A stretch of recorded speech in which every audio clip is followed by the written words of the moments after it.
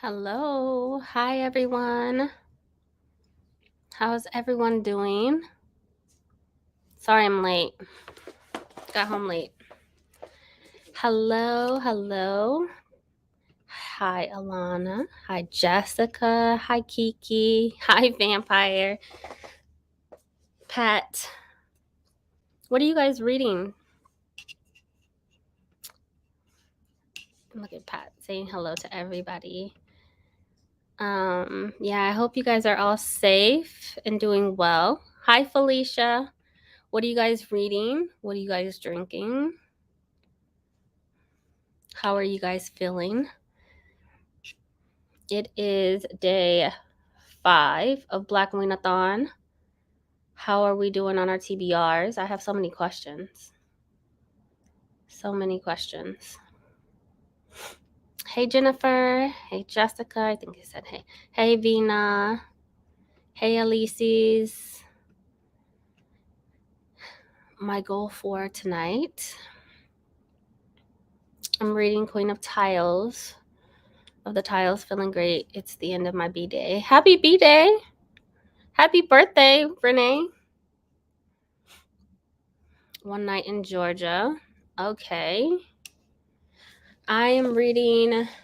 Oh, I just lost my spot. Stacey Abrams, While Justice Sleeps. So far, so good. The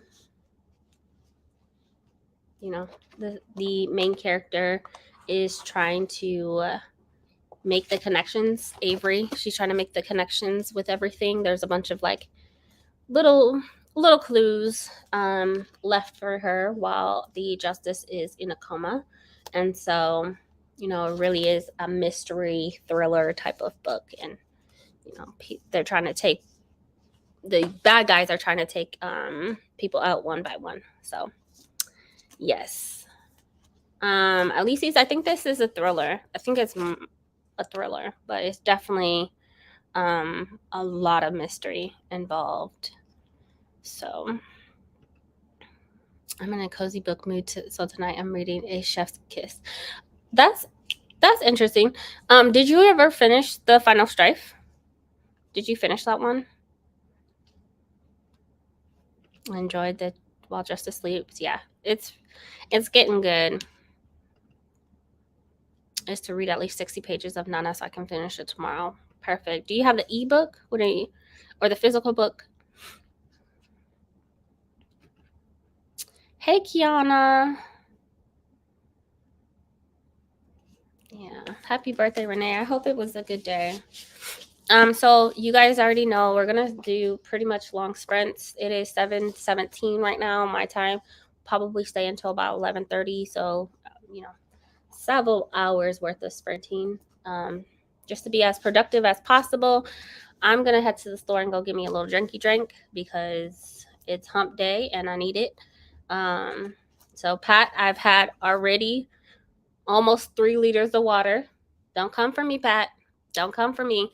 I had almost 3 liters of water today, so definitely already hydrated. I'm ready to drink something. And so we're gonna probably start off with a 30-minute. Oh, you have the ebook for Nana. Okay. Awesome. I'm working, but I'm reading While Justice Sleeps too. Awesome. I'm so glad. Can't wait to hear your thoughts on that.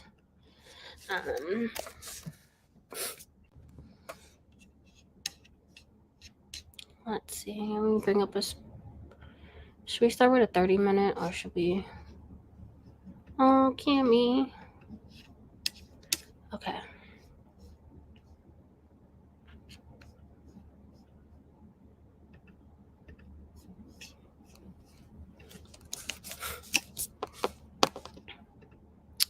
Let's start with a 30-minute, and then we're going to jump from 30 to 45 and then an hour. We're going to work our way up there. So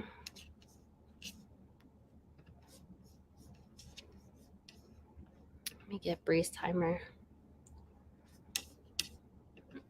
Should be backstage. Hi, Ashley. How are you? Good. You look amazing. Thanks. You were filming. No. Is You this just work? look amazing just because you want to look amazing. You know, you are goals. Your goals. I love you, Bree. Mm. Wait, Brie with two E's, or are you talking about the other Brie? I'm talking about you. Okay. All right, Brie with one knee. Look out. No, Okay. I'm just playing. I'm just playing. Don't come for me, Brie. Okay, so we're doing 30-minute first. We're gonna do a 30-minute. What are you Okay. reading? You know, I haven't really decided. I have a lot. You know what I need to do? I need to finish the Davenports. I've been reading that for like a month. Oh wow, I thought you Yeah, were done with that. I need to go ahead and Bree. You know I love you. Stop, I stop. love you. Um, yeah, I need to go ahead and finish the Davenport. So probably that, and then I want to finish that children's book that I was reading, the Dookie book. Uh-huh. The But detective yeah, book. oh gosh, we'll see what happens. But I probably will finish the Davenports first. Gotcha. Yeah. Don't you have an event for that or something with the author? Mm-mm, Oh, mm-mm. No, Penguin just sent it to me, and since it doesn't come out till January, I thought could take my time with it a little bit. I don't think she's gonna be at Y'all Fest this year. I don't think so. I'm like 99% sure she's not gonna be at Y'all Fest. So no, just gotcha. trying to get it out the way because I've been. No, I'm not gonna DNF it. It's not. It hasn't been high Priority. priority. Yeah. So if Mm-hmm. I don't feel, especially because it doesn't release till January, so I don't feel the urge to kind of like Mm-hmm. push to read it. Yeah. Oh, listen to Brow Girl streaming. Oh, Oh, I hey, love Brown. Deidre. Um, I spot teacher on the ones and twos. Since Yeah. duties. Feel free to join if you guys want, but we're gonna go ahead and get started with a sprint. Um, let's see. Share. Not present. Where's my thing at? Here we go. Okay. 30 minutes. All right, guys. I will see you guys back here in 30 minutes. Happy reading.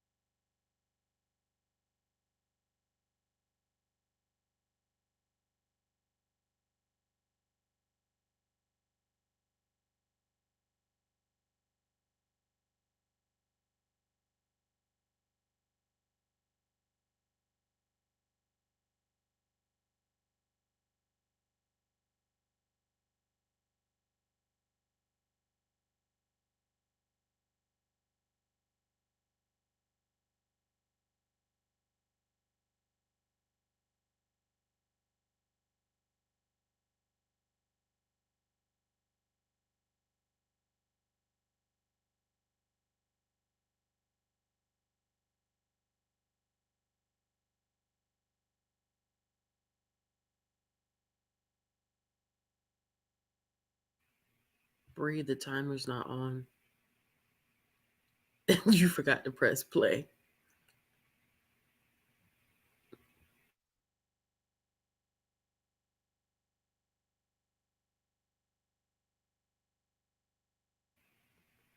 I don't know if she can hear me, y'all. Hold on. Let me message her.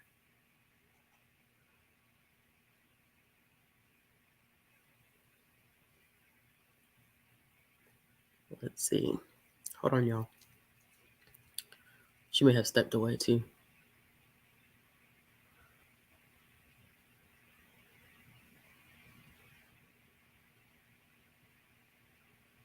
Yeah, I think she's walking away. Yeah, just keep reading. And then if anything, we could always just stop at like 8. Well, 56, wherever you may be, 56 on your end. That's when we can stop. So just read until 56. Does that, I mean, that makes sense, right? I hope so.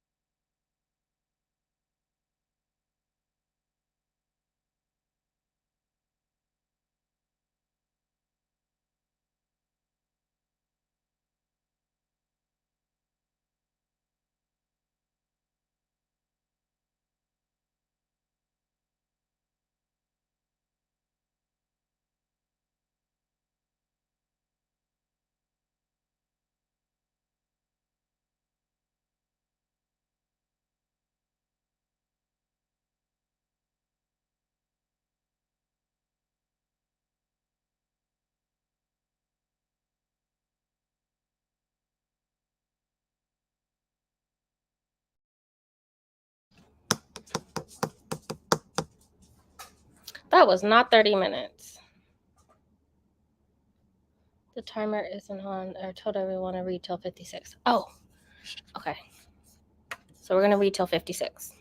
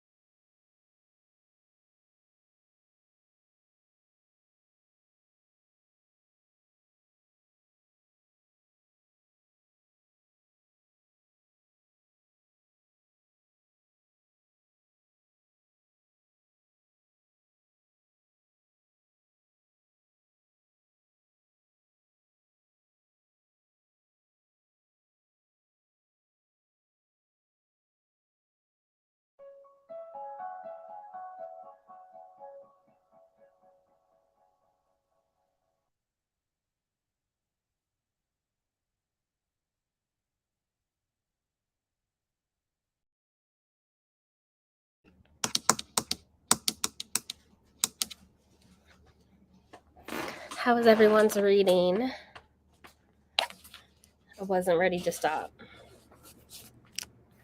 I'm almost finished. Who are you reading? Hi, Brandie. Hey, Hey, Brandie. hey, Ashley. Hi. Sorry about earlier, guys. Of course, I wouldn't start the timer. Hopefully, you guys were still being productive, though. So, yeah. What are you reading, Brandie? The Getaway. How do you like it? I just started, so it's interesting. They're celebrating Juneteenth at the very beginning of the book, so Oh, jeez. it's interesting. I like his writing, though. Yeah, but like the first line, it says, "No one has ever died in Karloff country." Oh, jeez. So like, oh god, right? Yeah, it's definitely giving me Get Out vibes. Mm-hmm. Yeah. What you eating, Ashley? Leftover Chipotle. Oh, Yes, Chipotle. it's obsessed with Chipotle. It's Obsessed. ridiculous. We got it yesterday and had leftovers, so I wasn't hungry earlier. I love that. I need to go cook. I know. I shouldn't have gotten Chipotle yesterday, considering I just made chili on Sunday. No, freeze it. I need to. Yeah. Hey, Neva. Hey, E. Harris, 5%. Gonna be finishing the honeymooners on the next sprint. Only have an hour left, and I need to break after the Weight of Blood. Yeah, I finished the Weight of Blood today. It was good. I saw that you gave it 5 stars. Yeah, I'm I glad. was thinking between 4 and 5, but I like the twist on that Tiffany D. Jackson did compared to Carrie, tying race into it, and then it's like this different POV of between the main character and then like this podcast interview conversation that they're having, and I thought that was pretty interesting as well. So I was like, 5 stars, and it literally leaves you on like guessing like what happened. So, what happened to the main character? God, I'm reading it too. I'm only on chapter 3. Oh, how are you liking it so far? I guess too. And I'm probably gonna be critical when I read Weight of Blood. Just how Oh, you didn't like the last one? Yeah, I just want to see if it changes a little bit. Yeah, I was critical with White Smoke. So. Well, that's because of the stepfather, right? Like, that's Well, the yeah, part. just some stuff didn't like make sense. Like, who tries to grow weed in an abandoned house? I'm done. What do you mean? That's the thing. That is a thing for real. That's the thing. That's the thing. It's not realistic because it's not. You ain't gonna grow nothing. Yes, you are. Good environment and stuff. You need certain lighting. You need a whole bunch of stuff. What? No, that is the thing. Yeah. I don't think so. It is. No, It is in the hood. Oh, I'm in the hood, and they have access for that shit. No, it is a thing in the hood. Not only do you grow, but you dig holes and put, y'all know. They want good You stuff. dig a hole and so they try to grow it. Reserve Good stuff. Deidre hated that book. Deidre hated that book.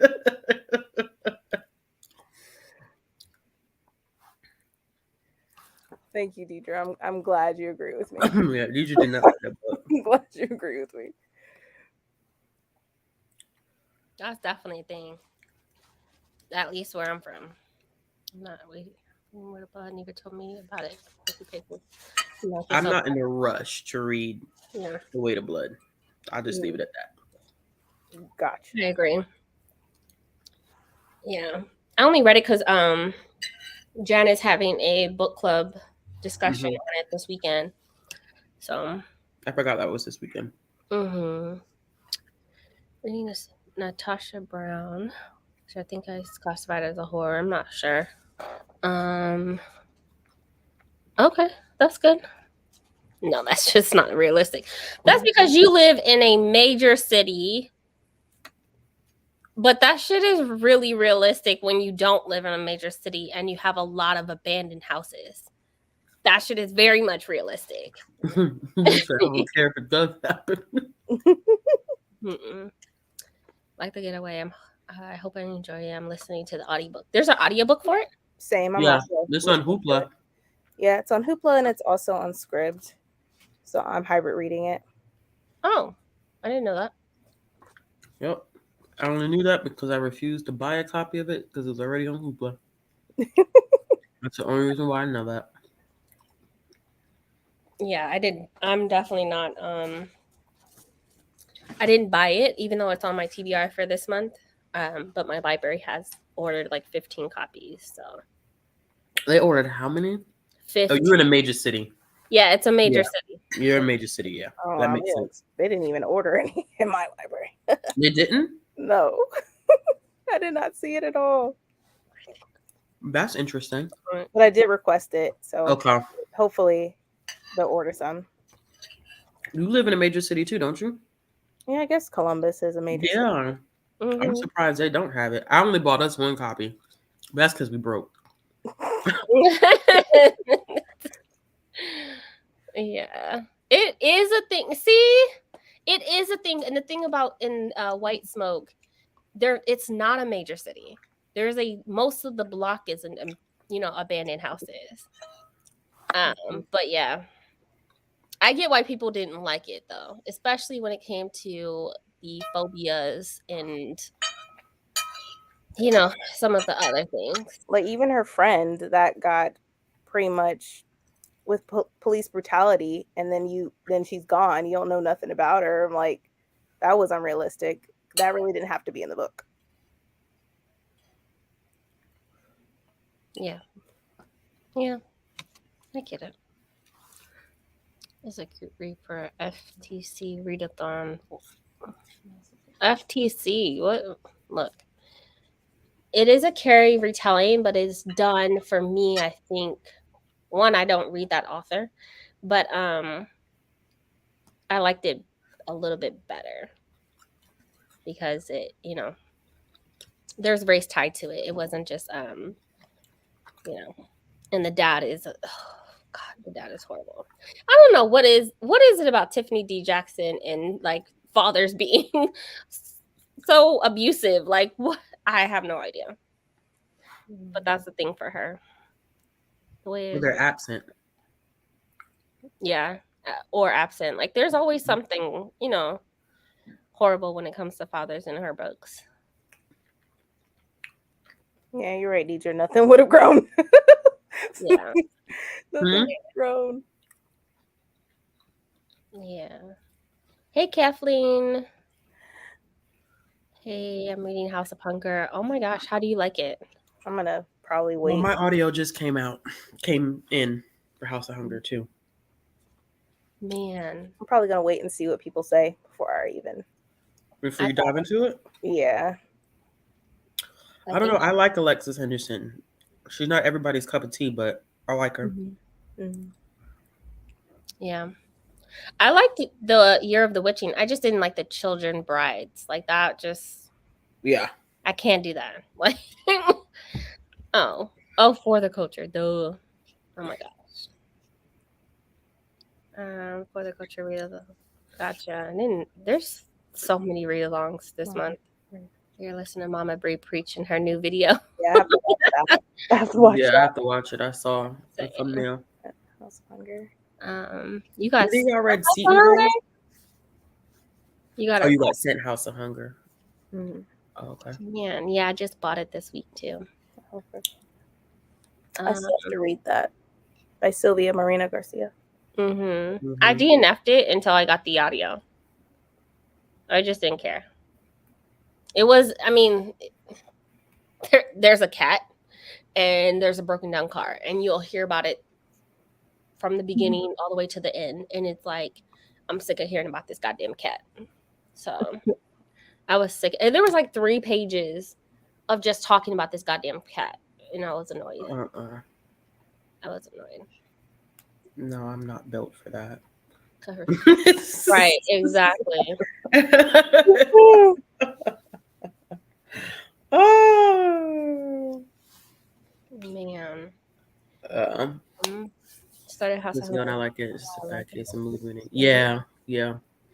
I get that because last night I was in a comics mood and I was like, screw everything. I was reading horror comics yesterday. You are. I read the one by Trenner. Well, I can't ever get that poor woman's name right. Tarana. Somebody say it for me. Tannery Do? Thank you, Jesus. I'm just gonna say T Do because I clearly I can't say no, I can't get it right. She just released a comic the last week of September, a graphic novel. She just released it.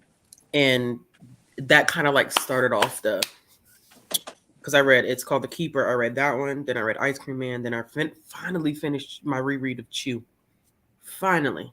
I need to read that because you keep talking about it. I'm ready to move on with the series now. Like, I don't know why it took me so long to get through that, but Ice Cream Man, y'all. Ice Cream Man is another twisted. If you like horror anthology, Ice Cream Man is another twisted one. Hoopla. If you're interested. Just keep coming with the Rex. So I know. I need a notepad every time. I need just to have a page of Ashley's Rex so I can like write them down. That's all. I mean, man, I feel like I was laughing about it at work today because I was like, y'all, because I had a meeting. It was like 4 of us in a meeting today for like 2-hour meeting. And I was like, dang. I said, I was like, y'all, I just feel like my life is consumed by books. I do this stuff, books, social media, and then I'm at work around books all day long. That's it. 24/7. That's all I do. Yep. That's why I'm surprised that you don't get into like major slumps because I think because it's different at work. I think work is very technical. I'm not necessarily, not that I don't enjoy it, but it's not for me. I'm not doing it for me. Right. So I think the technicalities of it, and also just like it's a lot of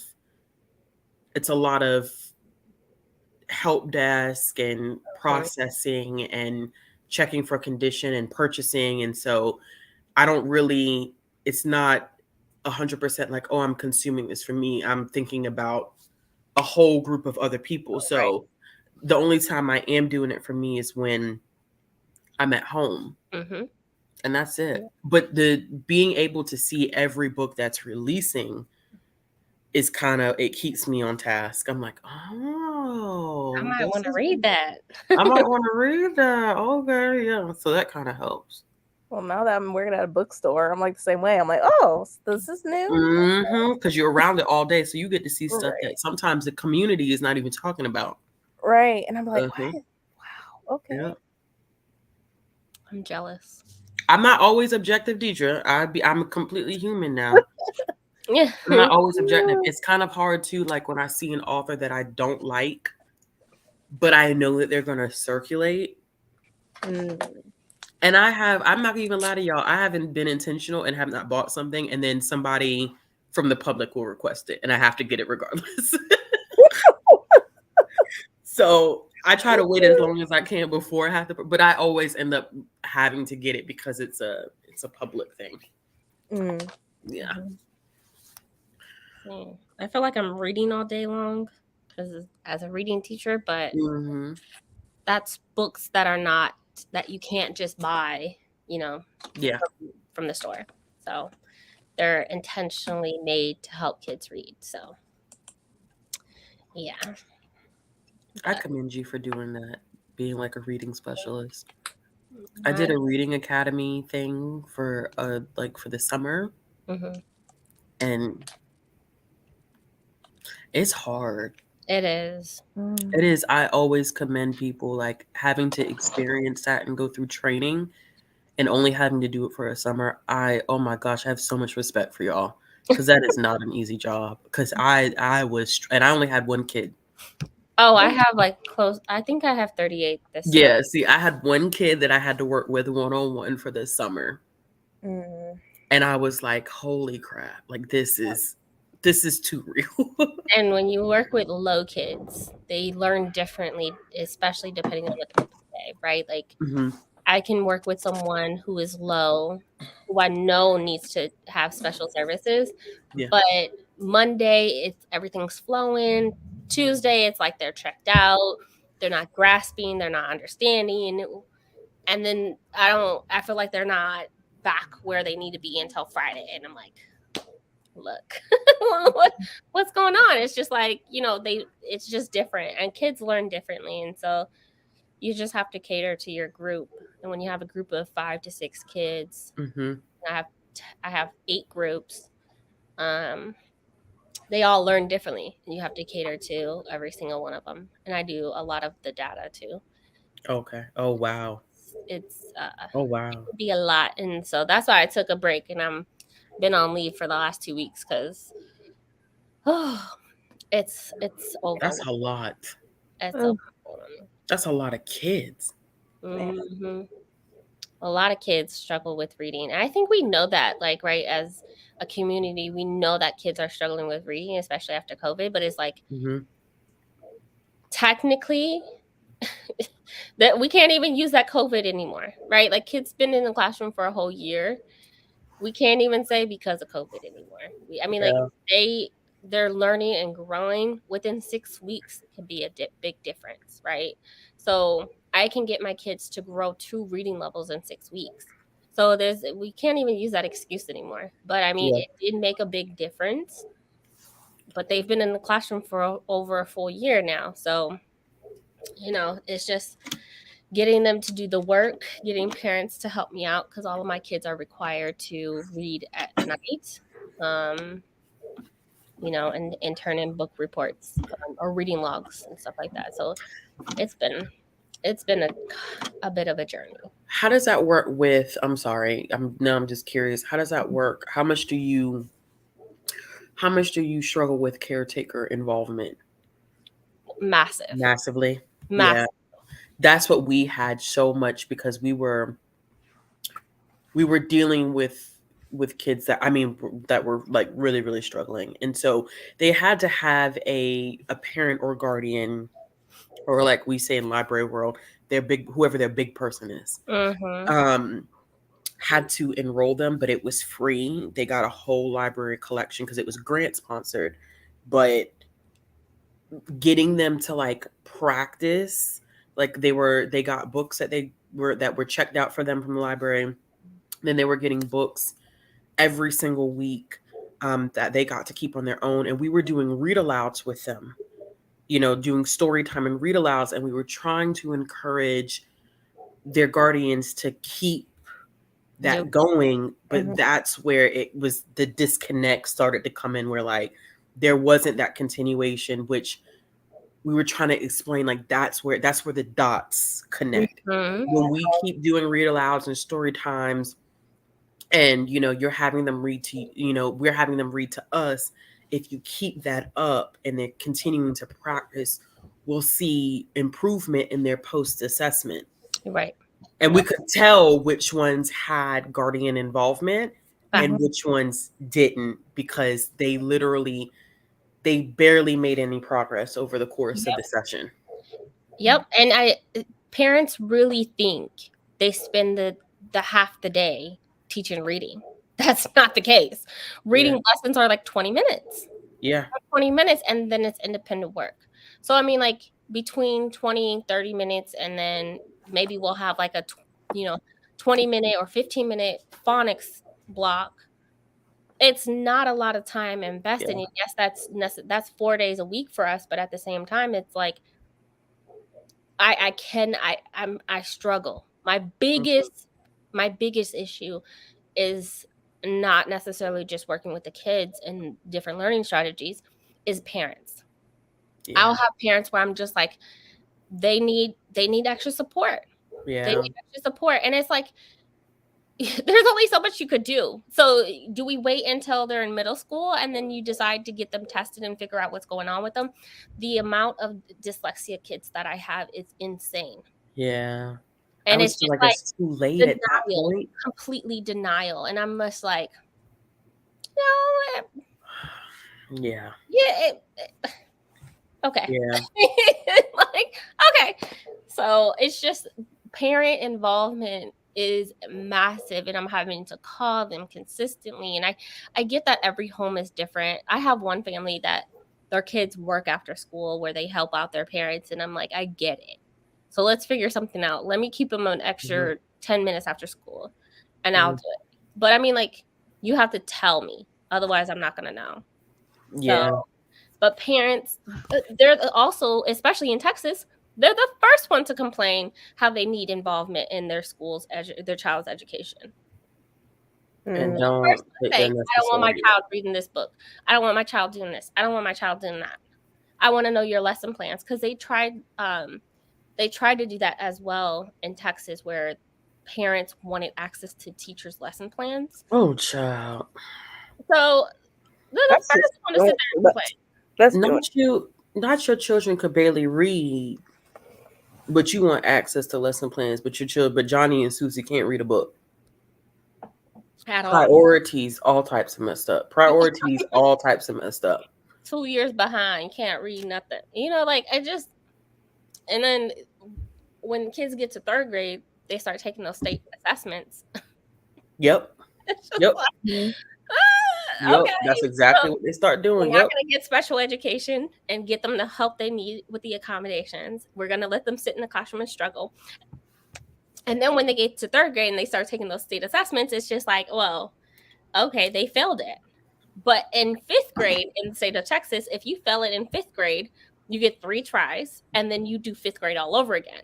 So it's like, it's crazy. they're Every state at some point. is so different. They're going to be retained at some point, That's so. the problem too, though, Brandie. Because my cousin, he has sickle cell, so there's times where he'll use his his disease to like not make him go to school. He'll like fake it sometimes, and he's about to graduate, and like he can read and stuff or whatever, but he's missed so much school. But in Florida, they can't fail him. No child left behind. Florida has 3 different types of high school diplomas. They don't just they have 3 different types of high school diplomas. That explains everything I need to know about Florida. That's it. Y'all ain't got to say nothing else. Like, why? Y'all ain't got to say you ain't got to say nothing else. Good evening, everyone. But one of them is a major issue when it comes to higher education, because I got a phone call literally in June from a Sarah whose best friend lives in Florida, and the son was hysterical. He had this full scholarship to go to this private college somewhere in the Midwest. And they were like, well, we're going to have to hold on to the scholarship for a semester or something like that, because he has to do XYZ in the third, all because of, instead of him getting, because he didn't get a certain score in the ACT, they gave him a different type of high school diploma, which is not actually a high school diploma. What's the point?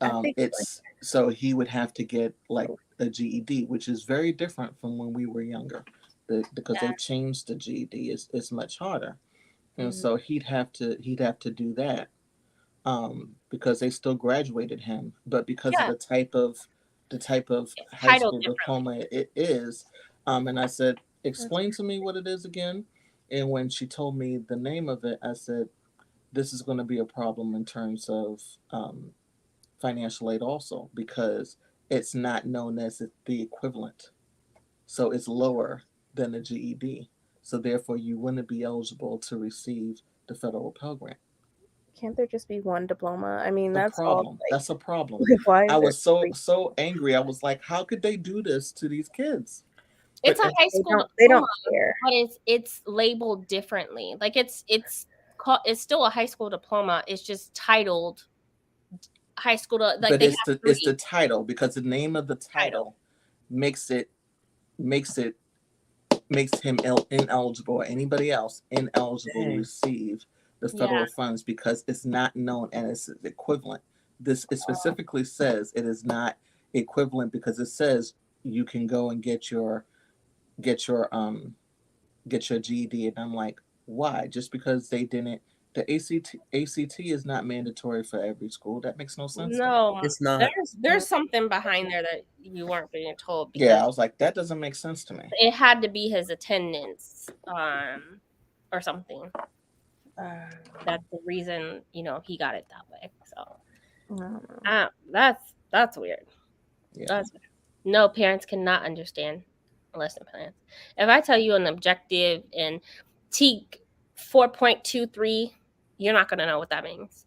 So no. They can only be retained in 3rd, 6th, and 8th grade. So ours is 5th and 8th, but we recommend retaining in 1st grade if they're not reading. So that's for my company that I work for. We recommend retaining. It's not solely based on state testing. Texas is intense about their state testing. Yeah, it's intense. I tried to get my daughter exempt from it, but that didn't go over. You know what I don't like? The age That's in a the lot. South. The age thing that they have. So my daughter cannot go to kindergarten when she turns 5. She'll have to wait until right before she turns 6 to start kindergarten. Oh, because her birthday? Because a cutoff in my state is September 1st, and her birthday is September 20th. Yeah, ours is. And they do not do exceptions in my state at all.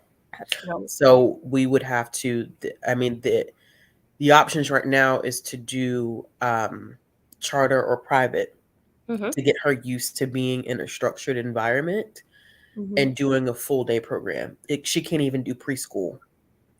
What? She can't do preschool because she won't be 4. She would have to start preschool she'll start preschool right before she turns 5 years old because the cutoff is September 1st. So in my state, you have to be 4 by September 1st in order to do preschool. So she won't be 4 until September 20th. So they're going to they'll hold her and they won't allow her to do preschool. Do you know what the workaround is? That, like you said, private?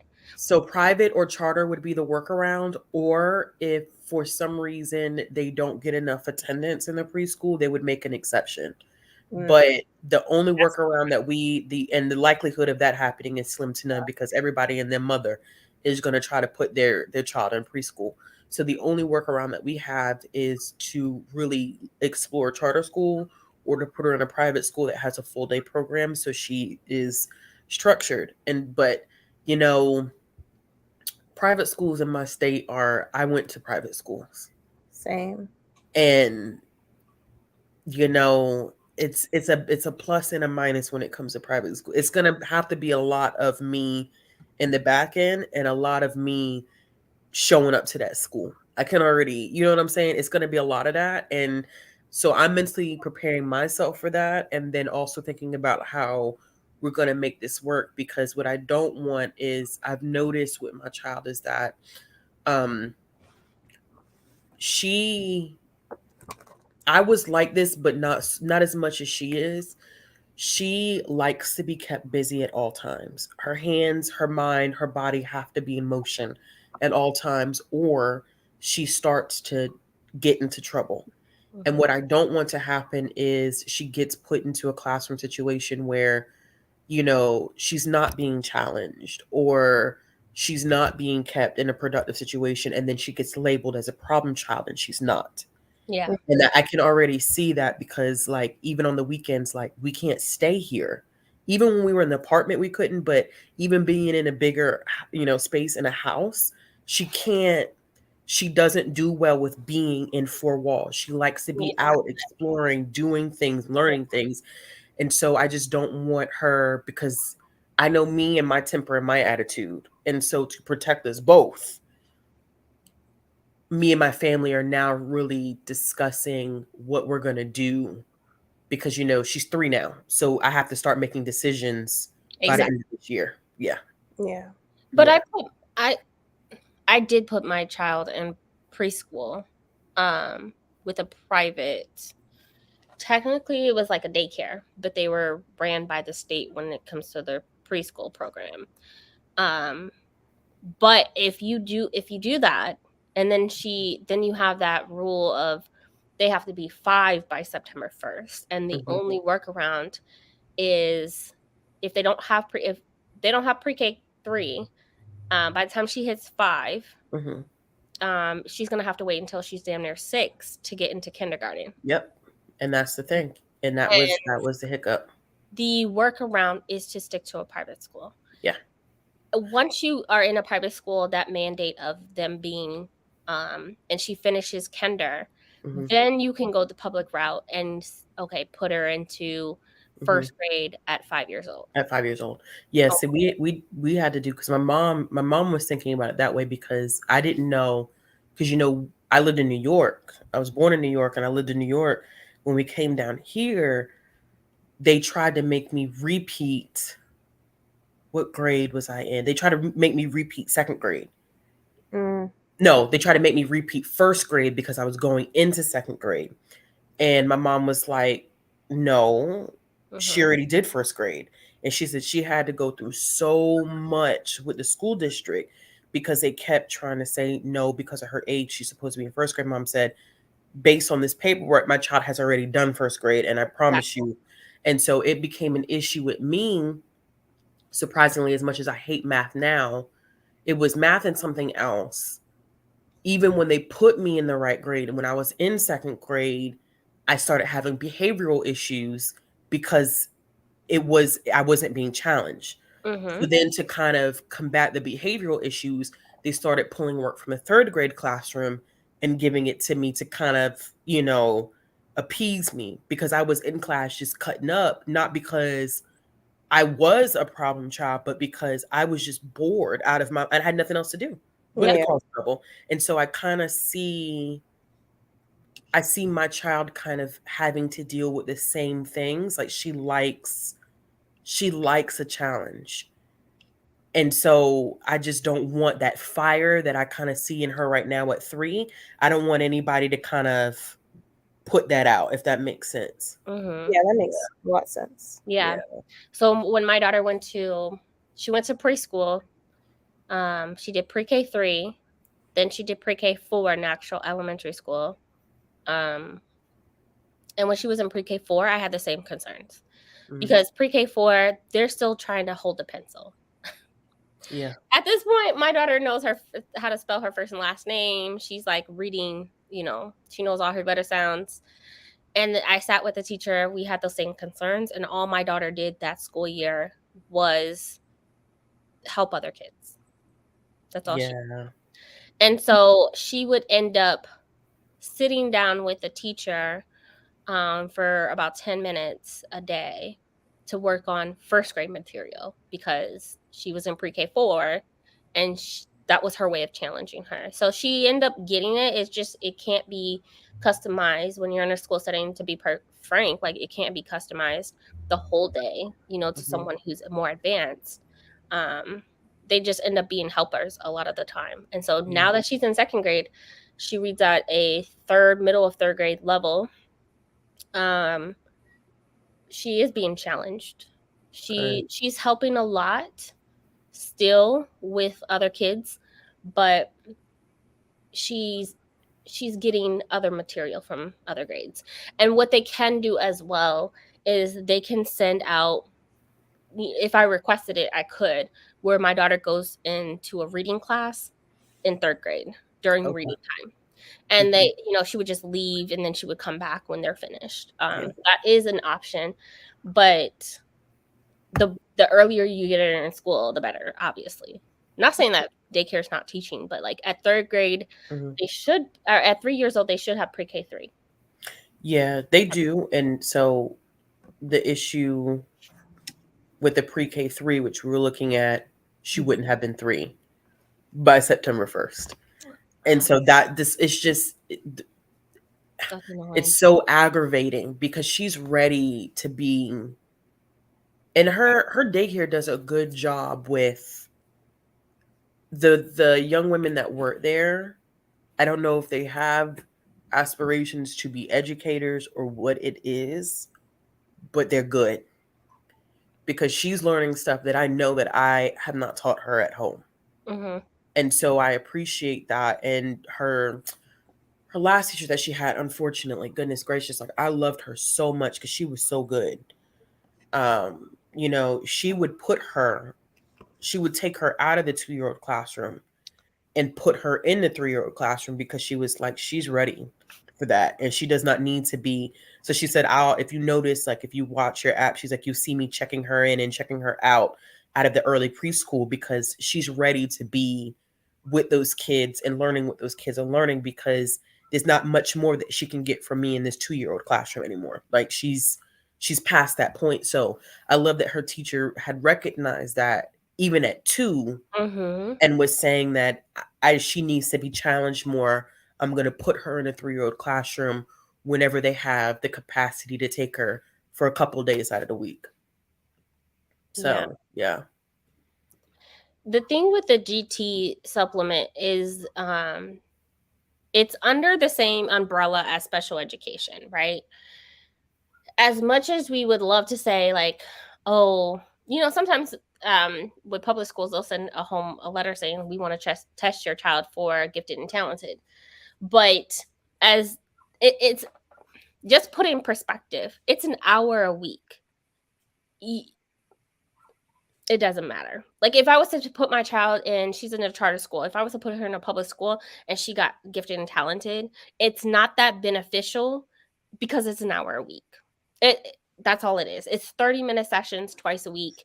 It's something that goes on their record that they were a part of gifted and talented, but for me, when I saw what they were doing, it's not that beneficial. It isn't.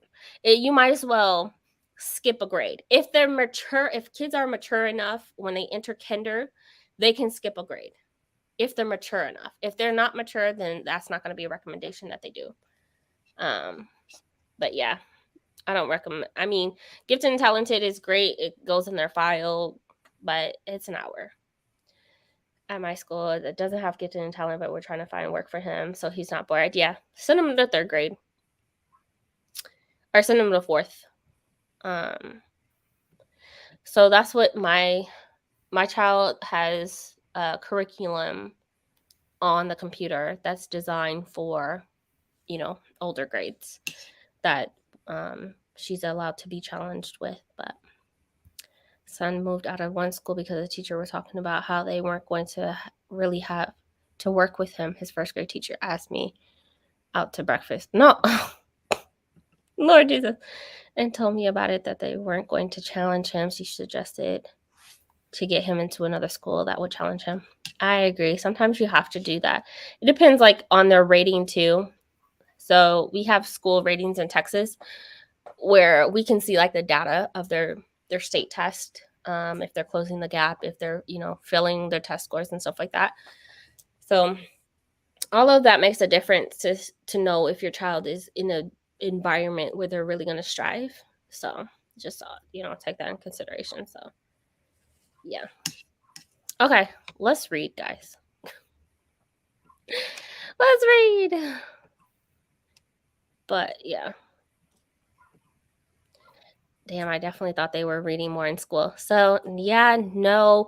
We've even taken books out of the classrooms where they're working on passages now and annotating passages rather than actually flipping pages and reading text.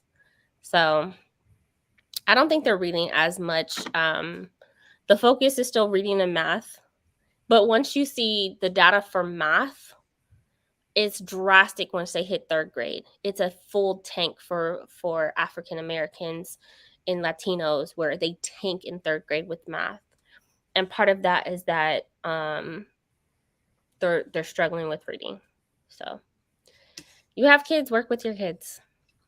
That's what that means. Because teachers can't do everything. They can't do it all. So make sure your kid is in a proper environment. Look up their scores to the school. And make sure make sure they're reading after school and whatnot. Okay. Okay, we're going to do 45 minutes. And our education system ain't shit. Yeah, it's not. It's not. It's not.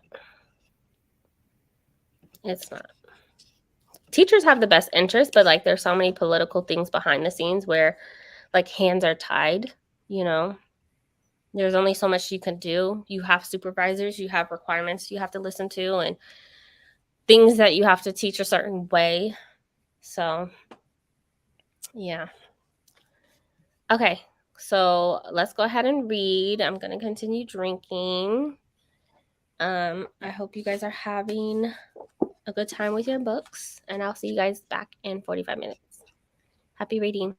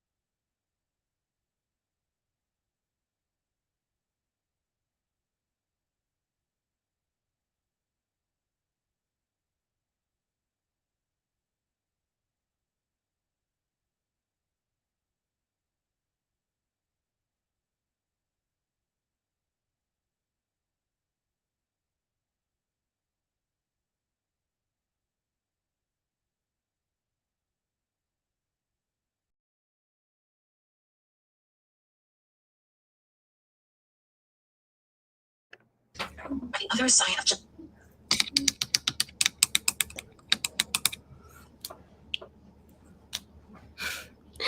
How is everyone's reading? I didn't read. But, you know.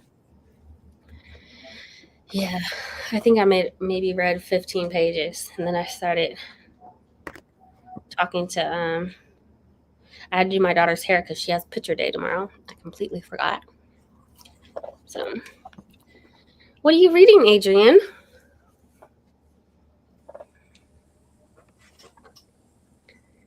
Oh, Nana. Nana. It's quite interesting right now.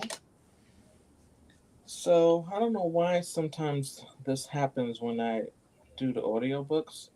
Mm-hmm. I could have sworn the person said chapter 8, but on here it says chapter 11. I think When I sometimes look at it, it it's says off. chapter 11. I think sometimes it can be off though. Because the intro, they might mark it as the, like the intro as a chapter. Mm-hmm. So, yeah. Have you all started Nana yet? Not yet. Yeah. No. I literally just started it the last sprint, so. I literally just finished The Way of Kings maybe a few hours ago. So What did you wow. rate it? gave it a 3. Oh. I'm like, it was hard to get through. Like, It is, yeah. it wasn't grabbing me like the other books did. Mm-hmm. But I liked it, but it just, I don't know why people love it so much. It's a lot of world building because it's the first book. Yeah. Like, I got the storyline and stuff, but I was like, I don't really care. Not the best work. Yeah, I So can see maybe the second book, it might be better. Who knows? Hey, I had to Chris. increase my goal reading for Goodreads because, unlike Storygraph, it doesn't increase it as you go over. Because Nana is going to be my 77th book. You don't have to increase your. Uh-oh. I think she just left. She'll be back, everyone. Mm-hmm. I think she accidentally pressed the wrong button. She shall return. But how's I swiped my keypad and it was just like gone. Brandie said you hit the wrong button. Yeah. You said I didn't have to increase it? You don't have to increase it. It just goes above. Like, you'll be over 100%, basically. Oh, it didn't seem like it was doing that. Maybe I just needed to refresh it. It's okay. Maybe. I increased it to 85. We'll see what happens. Goals. You and Ashley are goals. I want to be like you guys. Yeah. Ashley's reading the book I want to read. Oh, the Davenport. Mm-hmm. I'm gonna be reading that probably in December. It looks so pretty. It looks so pretty. Uh-oh. What does that mean? Oh, don't say it. I'm not gonna say nothing because I don't want to ruin it for you, Brandie. Oh my God, it's not what. Just tell me. So it's not. I think people are going to go into this expecting it to be a lot more of conversation about a wealthy Black family living at the turn of the 20th century. Mm-hmm. And it's so romance heavy. It's so romance heavy to the point that I feel like the author missed out on an opportunity. Oh my God. For it to be a... Now I can understand why people keep saying that it's like the... why people keep comparing it to... what's the book with the TV show, y'all? Bridgerton. Yeah, I can see why now people keep trying to compare it to Bridgerton. God. Okay. Because the romantic elements and the social or societal expectations is very reminiscent of what you would see in a historical romance. And so I think going into it, I was expecting her to explore more of the difference between them being a Black family in the 1900s in Chicago that had wealth as opposed to others who didn't, and what that looked like, Mm-hmm. what that would look like, because it's not something that a lot of people learn growing up, that but Black people have been wealthy now, that don't have money, heavy money. Mm-hmm.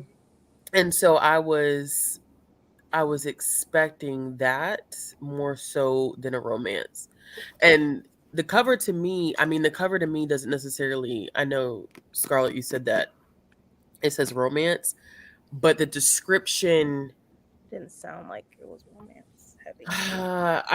yeah, it talks about the romantic elements, but to like, inspired by the real life story of the C.A. Patterson family, the Davenports offers a glimpse into a period of African American history often overlooked.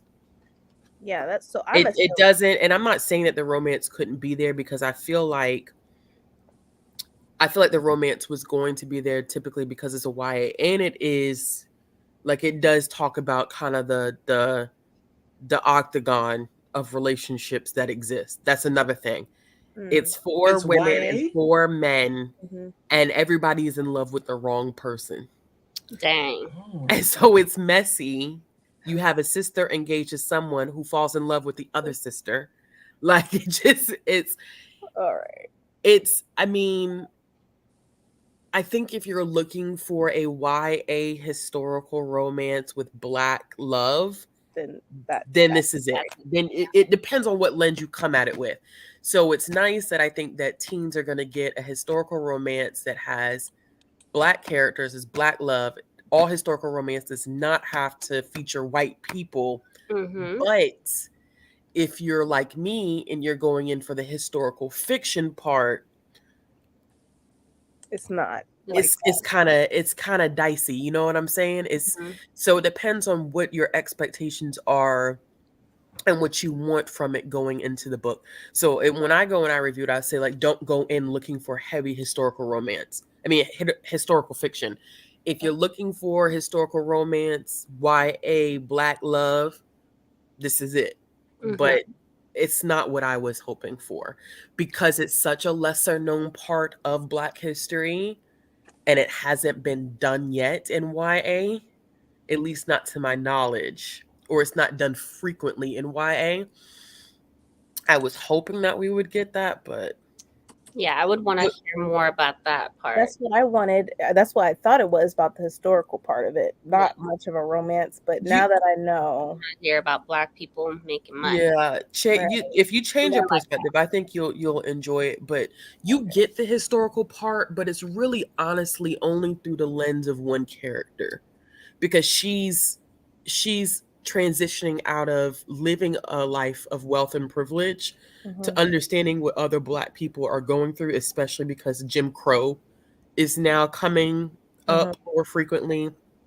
And her love interest is an advocate, is a lawyer who's advocating for more involvement in demonstrations and protesting. And so you get a lot of that with her, but it's kind of missed with everyone else, if that makes sense. Yeah, that makes sense. Okay. Yeah. So I'll have to, once I pick it up, just look at it a little. Yeah, take it for what it is, and don't go in expecting this deep historical fiction that's gonna give you this full breath analysis of what being Black and having money meant during that. You're not gonna get that. Okay. That's what I want to hear. Yeah, that's what I wanted too. And plus the font in this is small. It's extremely small, and it's almost 400 pages, and it's taken me so long to read y'all because there's a certain level of detachment, because this is not what I wanted. So trying also to be fair in my review of the target audience, and me going in with expectations that the author may not have set forth when they sat down to write the book. So there we go. I'm almost finished though. I have 40 more pages. Okay. I look forward to your review once you're finished. My review of it? Yeah, I'm looking forward to it. I tell you right now, Penguin ain't finna send me no final copy. You know, when you give Penguin glowing reviews, they have a tendency to send you a To finished send you a copy. finished Yeah, copy. they send you a finished copy. Yep. Not me. Penguin rarely sends me finished copies because Penguin books rarely ever get high accolades from me. So I love that. Man, I need Penguin to send me some books so I can stop purchasing them. But also, like, I'm steering away from. I know Penguin is not just young adult, but it's usually Penguin Teen that sends a lot of the books out, from my understanding. But I don't know. I just HarperCollins does. HarperCollins. HarperCollins is another one too that does. They do seasonal mailing lists. HarperCollins does. Macmillan is starting to get on that, but I don't It's a get a hit or lot of miss. There's not lots and of ones. I don't get a lot of teen stuff from Macmillan. I get a lot of kids stuff from Macmillan. I get kid picture books and sometimes YA from Macmillan. Yeah. I don't think I really HarperCollins, I get it all. Now, Penguin, they'll send me, little arc here and there every now and then. now Tor, I'll get some adult fantasy sometimes. Nobody contacts me about adult stuff. It's kind of sad. Because I think they see with your like picture books and stuff. Who knows? Listen, let me tell you, I got like 2 or 3 emails today. Our winter picture book list is coming. I'm like, right? Hey, I like all some right, stuff all right. too. Sure. Ashley, for Thanksgiving, would you mind? I'm like, these picture books and board books. And I'm like, oh, wow. It's great, y'all. And they're so expensive. They are expensive, so I do not mind that because those will belong to my child. And I do not have to come out of pocket for. And she knows now when I open up a package and it has a picture book. Oh, that's mine. That's for me. Yeah, that's yours. Oh man. Chris, tell him I said hello. Like, Ashley, have you always, from the time that you started writing reviews and you read YA, not the picture books, I'm just going to talk about YA right now. Have you always realized that you needed to, like, come from the lens that, that this is for that type of reader?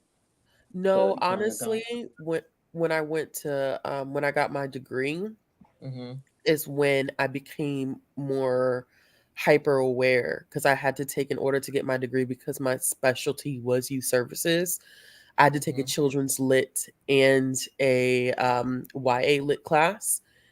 And in each class, I mean, it's a lot of reading. It's a whole lot of reading. Like in my children's lit class, I think we had to do like 100 picture books and analyze them to a T, artwork and all. And so when I got to my YA class,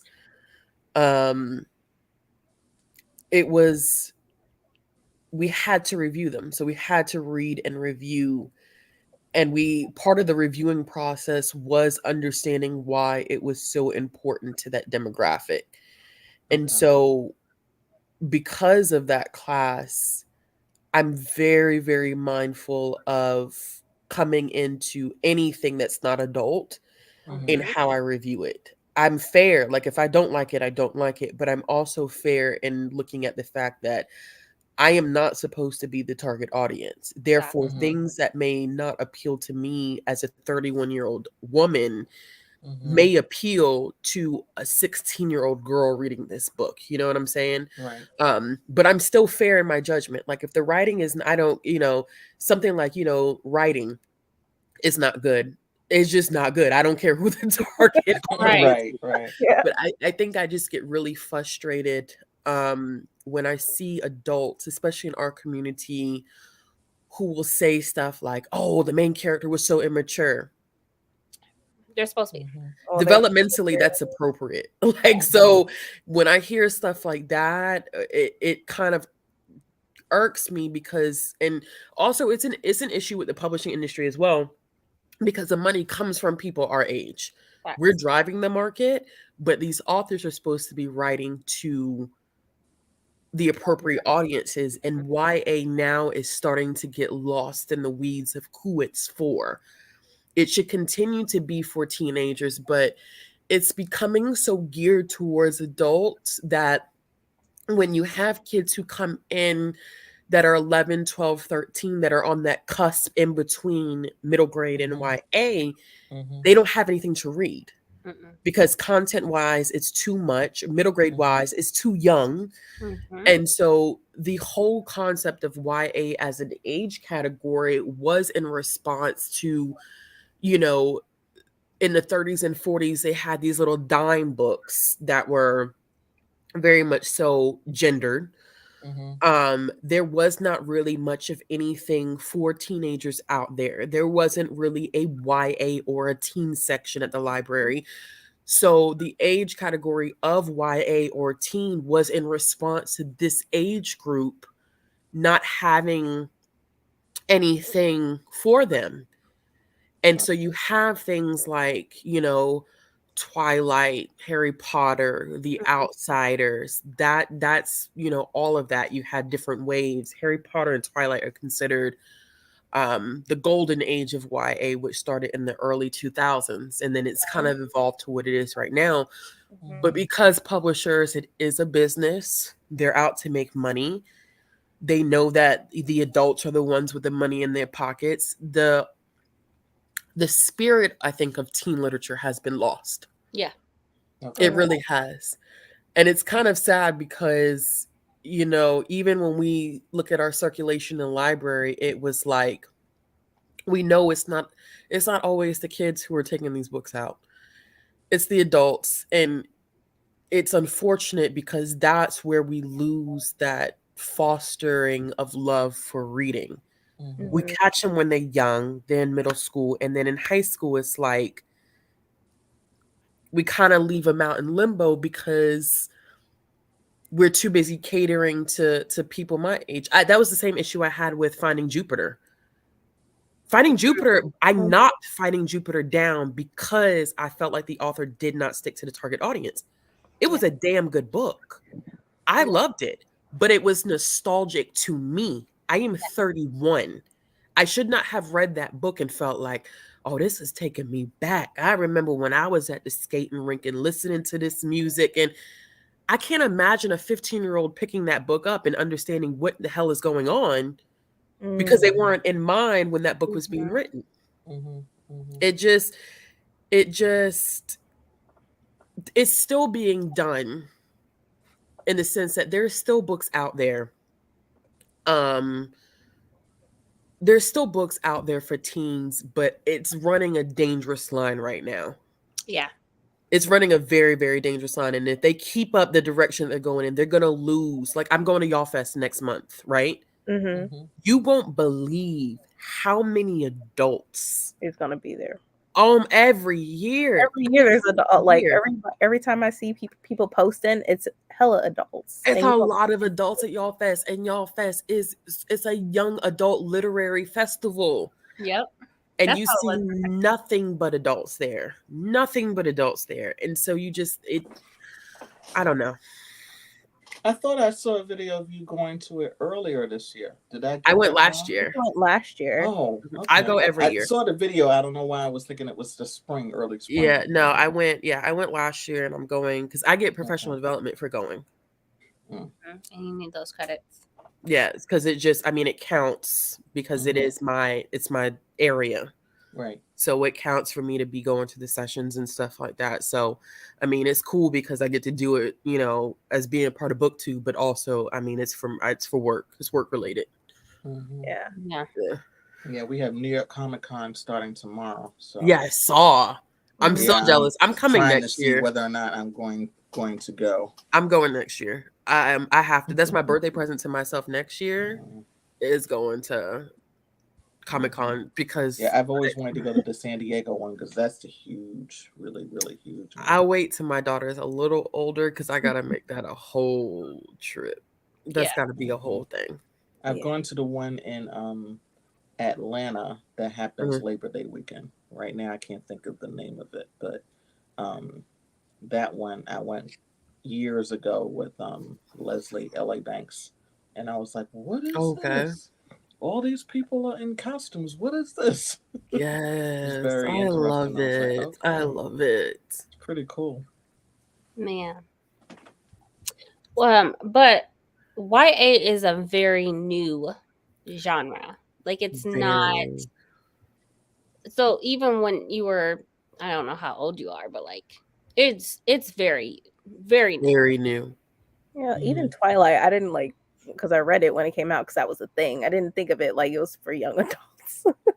Yeah, that because it started that. That's why I Yeah. keep telling people like it's amazing. We can hate these people as much as we want, but You got in the the kids to read. historical sense, they Hmm. are relevant Hmm. to YA. As much as you may try to excommunicate them from it, Hmm. it wouldn't exist without the impact that they had. It's unfortunate, but that is, I mean, that's the reality of the Yeah. situation. Hmm. Yeah. Yeah, because I just remember all the um, kids waiting online for the newest I um, did. Harry Potter book, I and Hmm. did. I I was went like, to the Same. "Wow, that's unboxings, fascinating." Yeah. the I was midnight applying for unboxings. Twilight. Hmm. Huh? Yeah, I Hmm. took my goddaughter to one of those, and she's 28 now. Yep. So They don't have I Hmm. events like remember that taking anymore, her do there. they? Nope. Now that I Mm-mm, think about it, there hasn't been Nope. any events like that. no. It's a different time and era. Like Yeah. and I hate using that word, but it's true.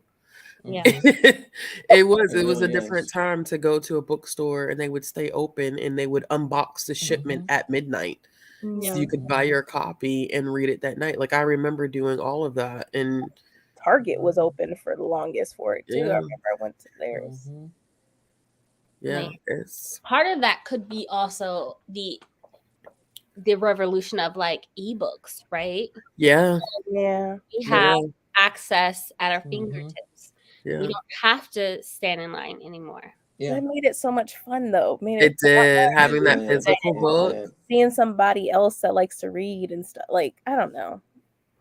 Like And there's I a just remember that one that I took my goddaughter to.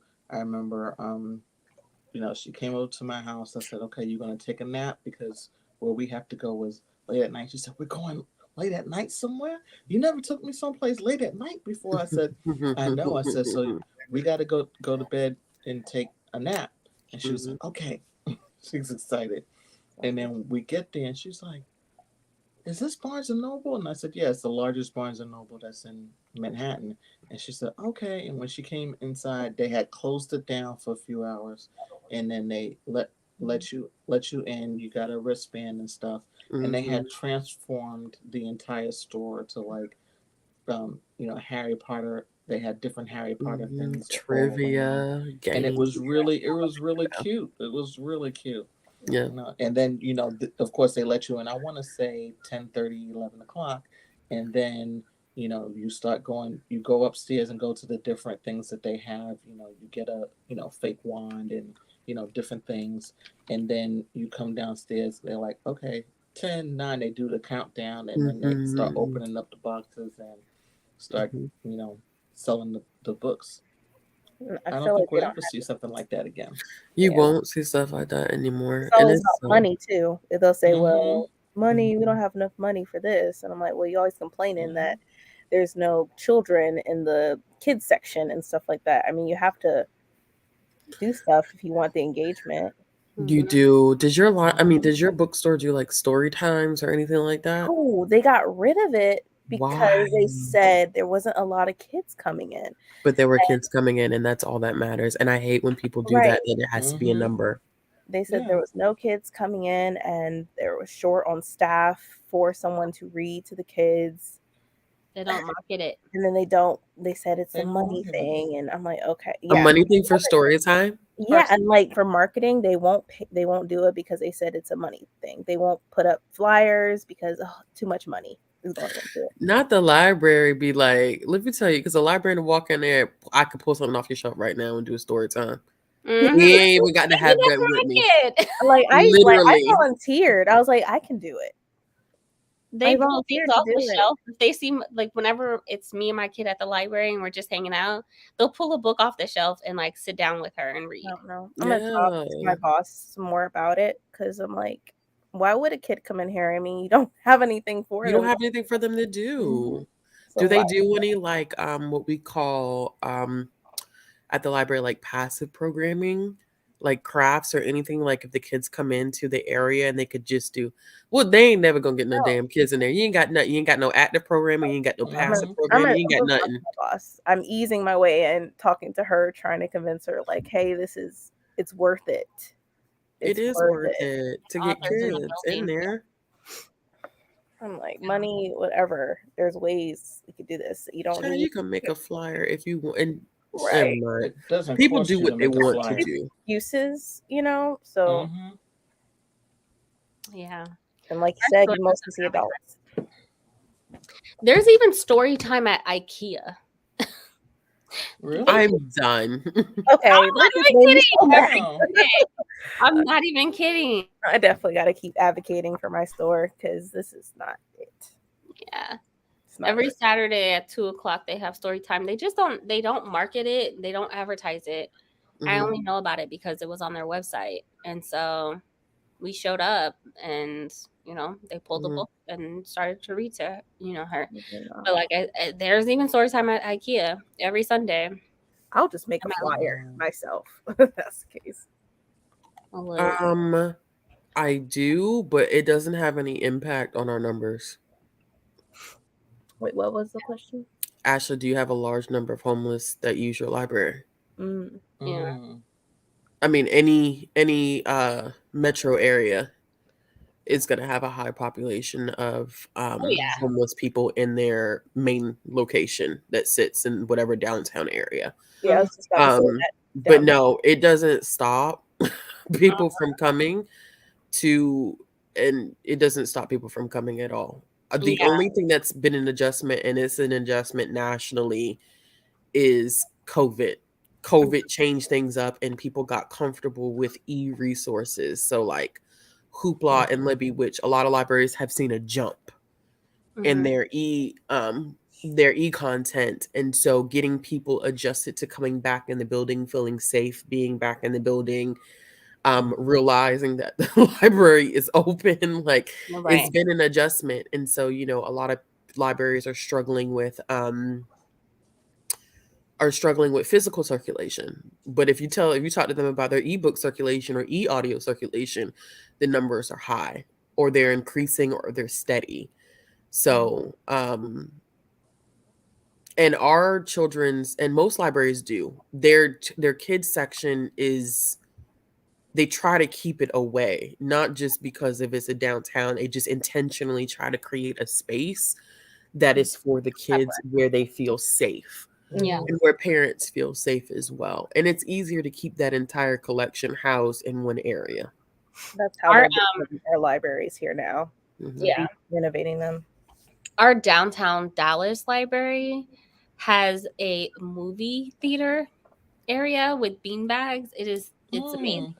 But downstairs, it is a heavily populated homeless community. But downstairs, they have like social services. They have health and human Mhm. services down there. They have where you can get your birth certificate and even passports on the first level, and Mhm. then you have to go up the elevator to get to other Mhm.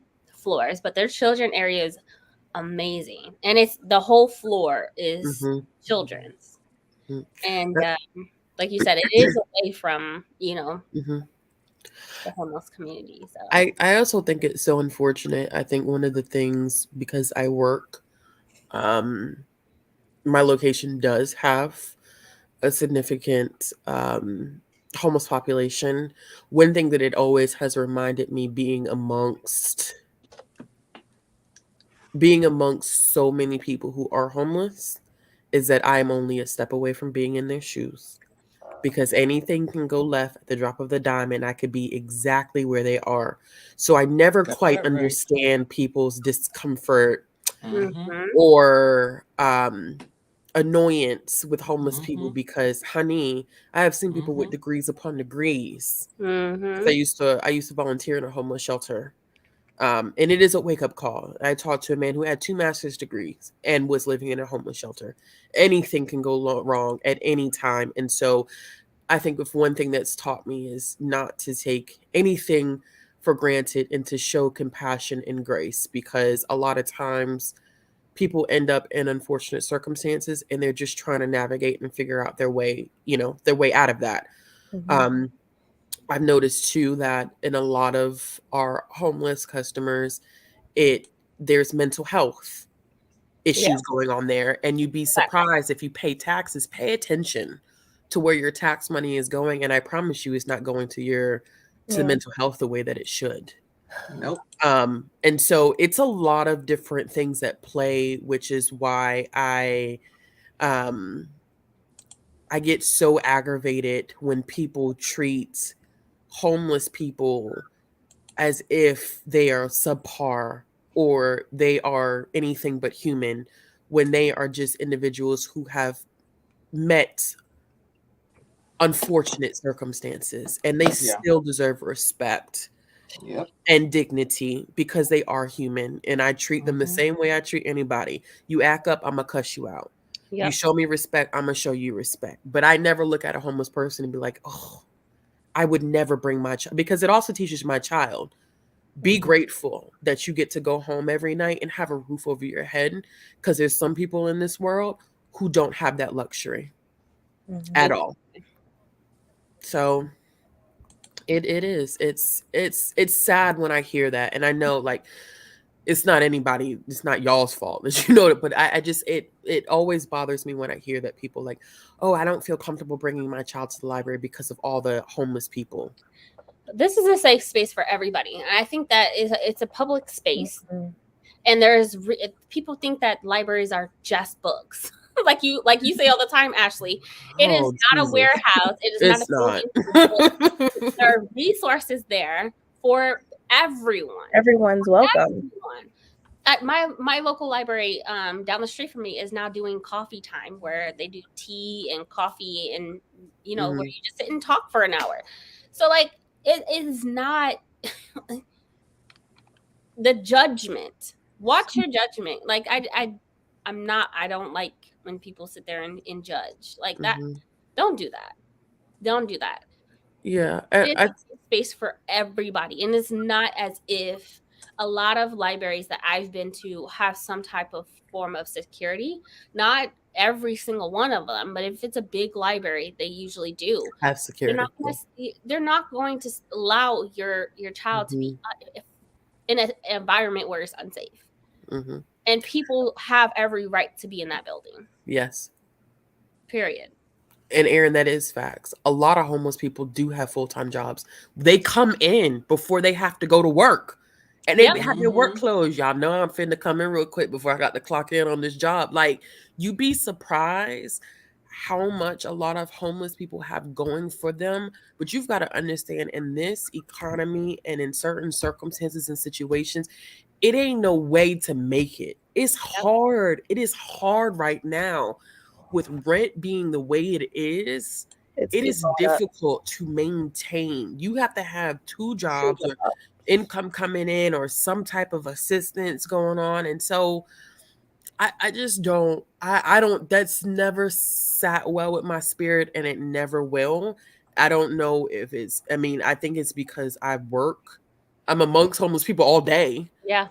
You know what I'm saying? But I'm just like, I'm around people. Like, you know what I'm saying? Like, I'm around people all day.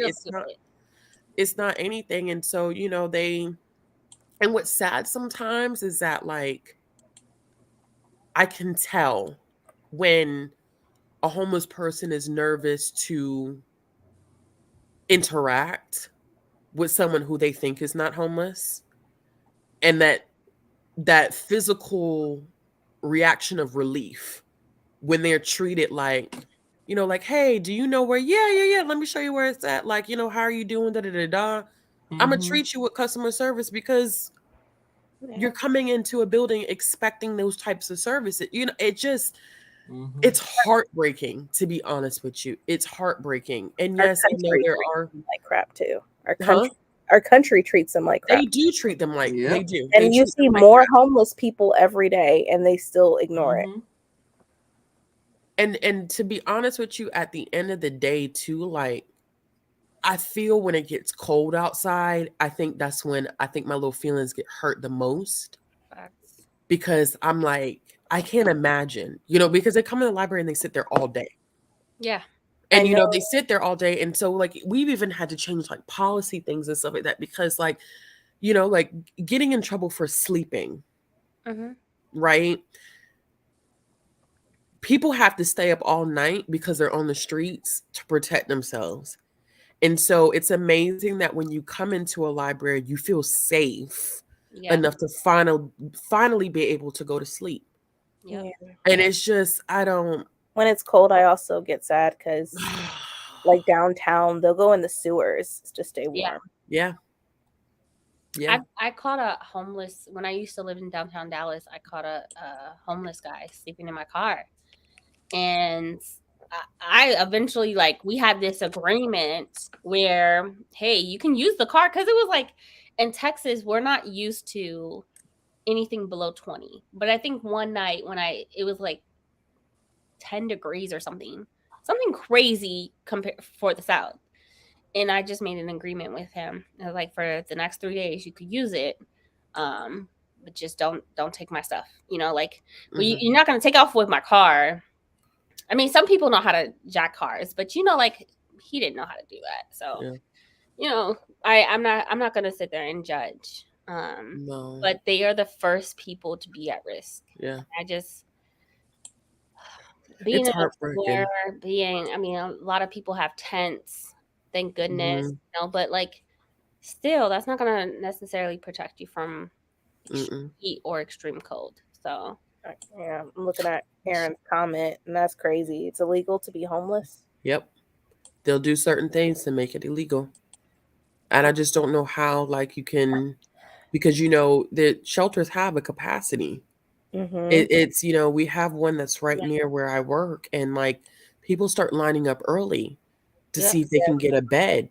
Then you have, like, other ones in the area, but they have, you know, there's conditions and it's a waiting list. So it's just like, yeah, and then all the abandoned freaking buildings. And I just, that it probably frustrates me more than anything in this world.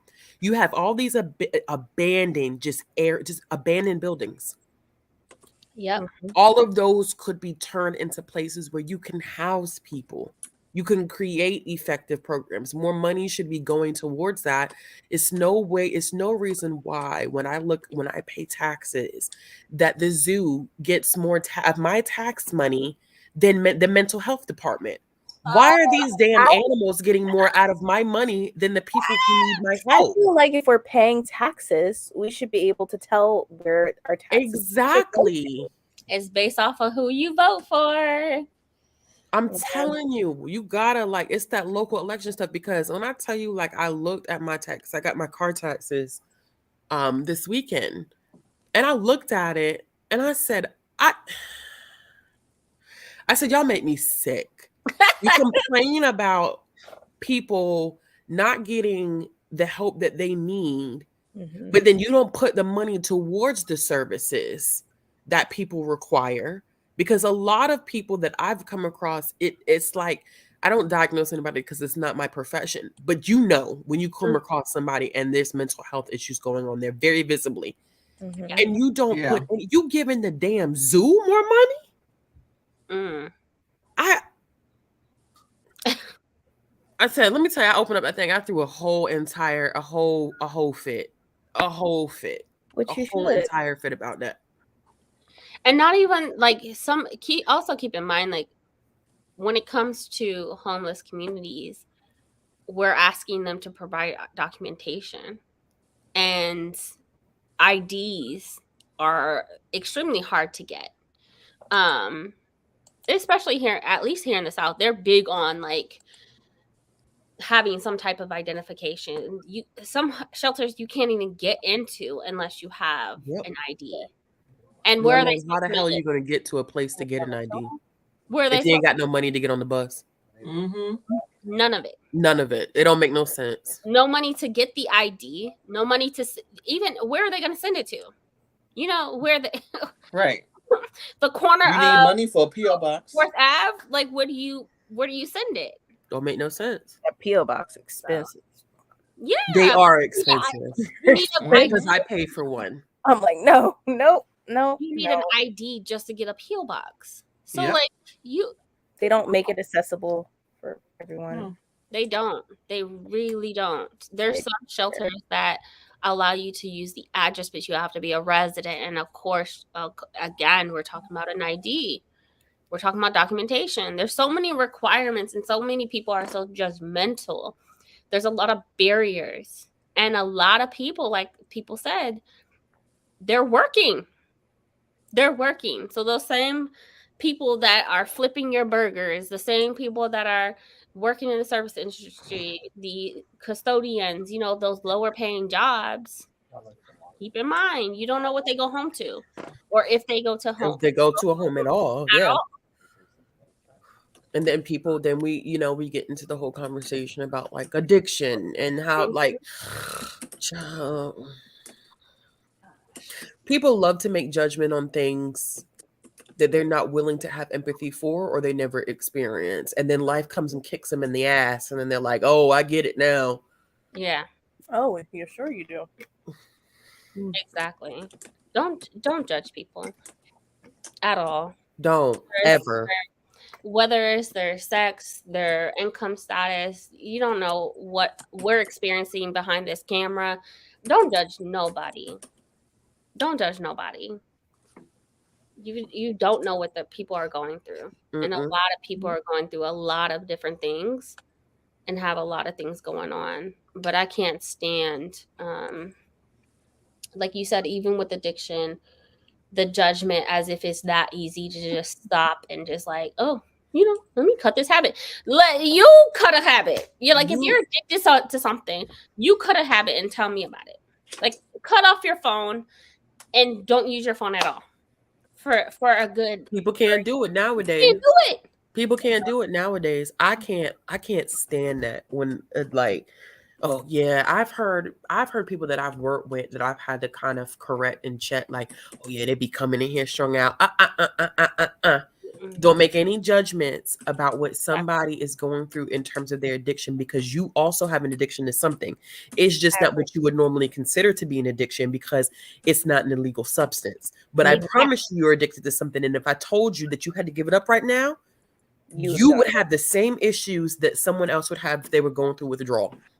Don't do that. Some of y'all addicted to caffeine and don't even realize it. Got to have that cup of coffee every time you walk into that place. You can't function unless you get that coffee pot going. But as soon as an addict walks in our building, oh, just look at them.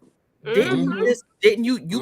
You were shaking before you had to get that cup of coffee in your system, though, right? Exactly. You facing the same addiction. It is the same addiction. Mm-hmm.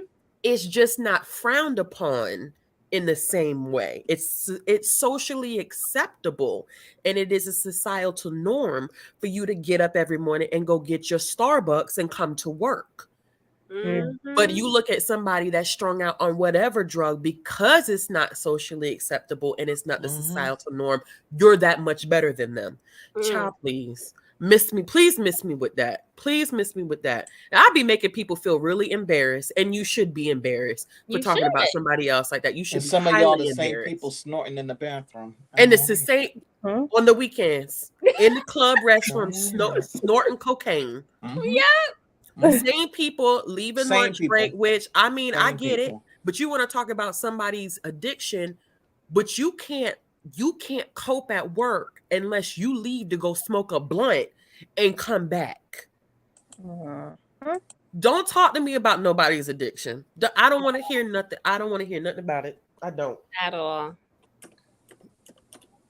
If I had to give up my books, facts. If Brandie had to give up Chipotle and I had to give up chips and salsa, we would lose our shit. I would lose my mind. We would lose our shit. I'd at least eat my Chipotle once a week. Okay? Look, I know what I'm addicted to: social media, books, and social media. My sweet tooth is disgusting. The way I consume sugar is just it's disgusting. And your brain reacts to sugar just like cocaine. Yes. Where the brain lights up just like it would cocaine for sugar. Man. Yes.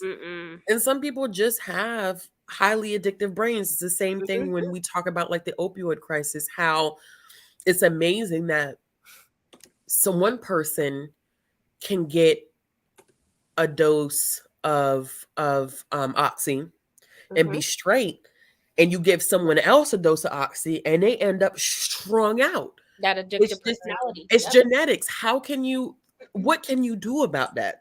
What could you possibly do? Nothing. Yeah. Nothing.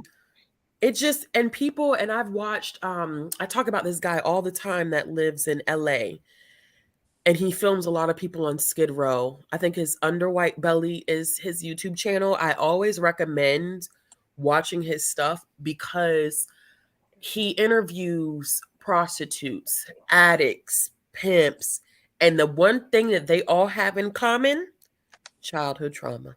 Mm-hmm. You said under white belly? Under White Belly.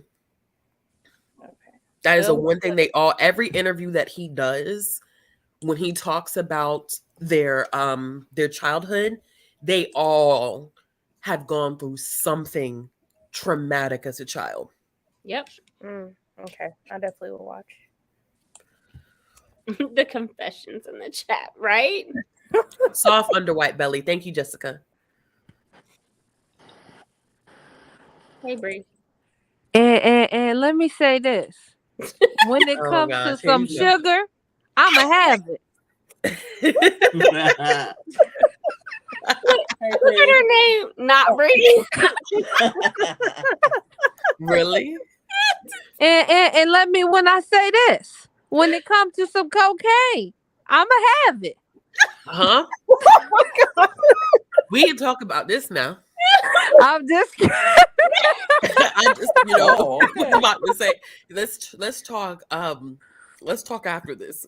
Y'all said cocaine and sugar, and I was trying to come in as a joke, as a person who's representing not Bree.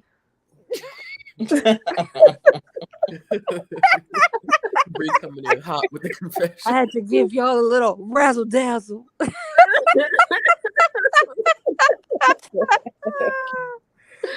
I can't stand you. Oh my god. You know.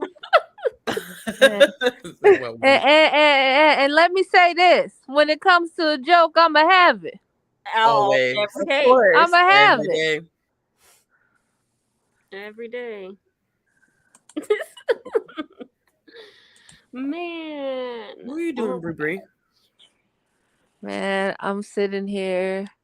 I was just crying a lot. For what? Why? Oh, my cousin just had me laughing my ass off. Today his birthday, so I was calling him. I put it in my stories. And I was like, cuz, I know it's your birthday, but it's about me, so tell me some stories. So then he started talking about how he got us fired from Popeyes and how it went down that day, and I was crying. It was so funny. Man, we could have got a felony, but such is life. Not a felony. I feel like you told me this story. Yeah, he got me fired, little bitch. Oh yeah, thank you, Jessica. True. Do not go in and just whims. I can't talk today. Whimsically.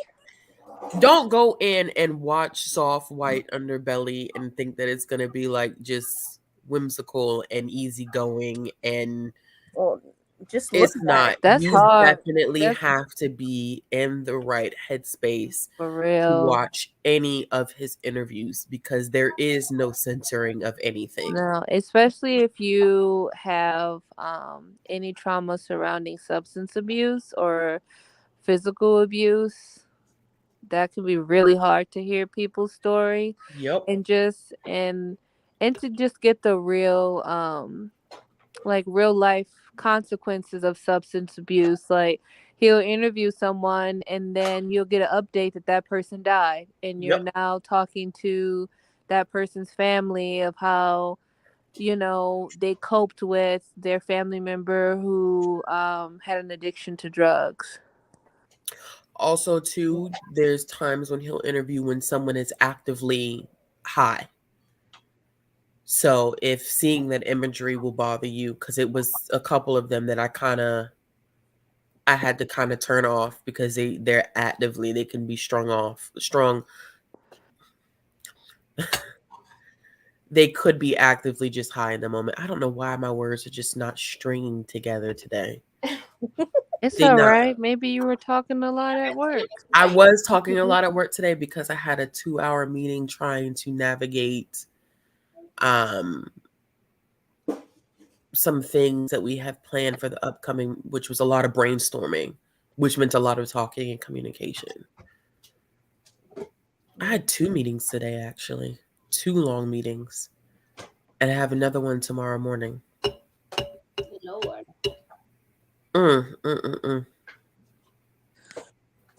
Man. I've been getting a lot of listening done though. Come on. Huh. Y'all I drinking finished- that? Y'all drinking a little Ackee? What's going on? I drink. I've Not been drinking the truly. Trulies. Yeah, the Trulies are good. I like that they don't have as much because I am trying to cut back on my little sugar intake now because I was doing good. I started moving and got stressed and went right back to consuming so much sugar. Listen, a menthol fruit gonna forever have me in a chokehold, and also have my jaws hurting like I've been doing something I shouldn't have. Some things is hard, but they delicious. Amen. Hard but delicious. I Probably swear. not. You know, it's you suck on them and you be like, Jesus, take the wheel, and not in a good place. In the good place, Jesus. And then you got to go through all of this stressfulness. I swear, I had a whole pack today, and I got locked jaw. I said I ain't even do nothing that was enjoyable other than suck on these fruit Mentos. Not suck on them. I had to. You can't just bite down on them. You know, you get older, you got to be careful with your Oh, with your teeth that fall out your head. teeth. They fall out like my Yeah. toenails did a couple times. You Yeah, know, Bree. it just ain't right. Rhea always trying to talk about her feet. Oh my I'm god. just being But truthful. hate feet though. Listen, it's not my fault. I think it was the harsh water. It was me in my Ukrainian apartment, and I was showering, and I looked down, and 2 toenails said they done. They done worked the night shift. They had to head out. So, I had to let them leave, escort them to the nearest exit, which was the garbage bin. But it happened. That's disgusting. Right. I'm not watching that Dahmer movie. I can't watch it. Yeah, I've I heard. need to watch it. My interest was peaked because I've been reading a lot of like cult-based serial killer type stuff. But after I've heard From the families, that was from rough. the family and That's some rough. things that people have been saying after watching it, I'm like, I'm not. I think I'm good.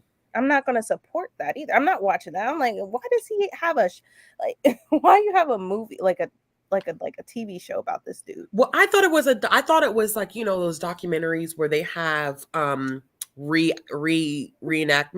Mm-hmm. That's what I thought it was because I'm not up to date enough on the TV and movie side of social media that I always find out stuff late. So I thought it was just like, new documentary, but with reenactments as a part of it. Oh, like And then when I Prison found out it's a Files. whole TV show, I was like, No. So you gave No. this dude, he's dead or whatever, but you give him clout. Like, no. I don't think it's a documentary, okay, but you made it like to a show. it's a Yeah. TV show. It's a show. Yeah, I did learn through the show how he died. Or was I reading an article? Because I got cornered into it. I didn't really get cornered into it. It was like, hey, do you want to watch it? And I was thinking I was going to get something that I end up not getting and regret doing. But anyway, I was searching of how he died. And did y'all see how he died in prison? Yeah, black dude killed him, right? A black dude killed him and then killed a serial molester at the same time. It was him and somebody else. The black man killed them both. And he's just in prison now. Mm-hmm. He went in. I've heard that too, that it has negative energy. It's been a lot of black people. It's hard. It's hard to. that have said that the energy that comes from it is not an energy that you want in your house. Yeah. And therefore, a lot of people are like, I would recommend just not bringing that energy into You your house. shouldn't. And I don't have the time for that. Yeah, Yeah, you definitely I'm not shouldn't. watching it. Yeah. I Yeah. refuse to watch Mm-mm. that. It would just piss me off too. So I Yeah. was like, I can't.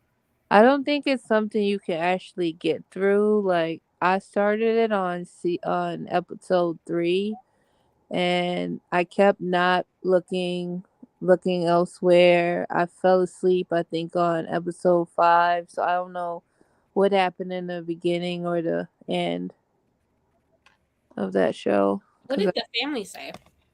They were um pissed. They were yeah, pissed about it. there was one family who um Ashley, did you see it? That one family of the lady who, it was one part of the show where she's like jumping around and saying how much she hates him and she's trying to kill him in the court. And that family, said a bunch of stuff on Twitter about how they feel re-traumatized, and Mm-hmm. Netflix is wrong for not letting them know what happened. They did not Oh, get any retribution or any monetary Compensation. Yeah. compensation for what they went through. And my thing is exploiting black trauma yet again. Mm-hmm. And then my other thing is this very much giving remnants of Tuskegee and Henrietta Lacks in the way of like taking from black people's bodies. Like just because you didn't take blood and cells and things like that don't mean you didn't take their words exactly. and then repackaged it to whatever it is to fit your capitalistic needs. And it's just irresponsible and hurtful that they didn't let the family know that they were putting them in their bodies without their permission and forcing them to relive some pretty Mm-hmm. traumatic things, especially that Asian family when Dahmer killed one of the boys and then raped the other one. So he's Mm-hmm. living knowing that Dahmer killed, like, this family lost 2 children. Like, it's just really socially irresponsible. It was extremely. I think I saw the one about somebody talking about their brother, their I don't brother, family member, whatever, one of the guys dying, and how it basically along the same lines of it um being just irresponsible and not considering how the family not knowing that it would be shown until the moment that it came out, like not knowing that that was even a thing that was going to happen. I just think that it is a clear indication of how desensitized we as society have become. The same way I felt when people were actively sharing when those 4 young men were killed, or maybe it was 3 that were killed, one was injured. I don't know if he ended up dying or not. When they were hit by that car, I forget where that was. I feel like it was in Chicago. Yeah, they were hit by the car, and people were actively sharing like what was happening. Like one young man's heart apparently, like his body was so mutilated that his heart was next to him and was still pumping. And people were actively sharing that on social. I'm like, why are you sharing that on social? Like, that's not something that 10 years ago somebody would have wanted to see. The Mm-hmm. same day when what's his face got killed in LA, they were sharing clips after he got shot. He was dying.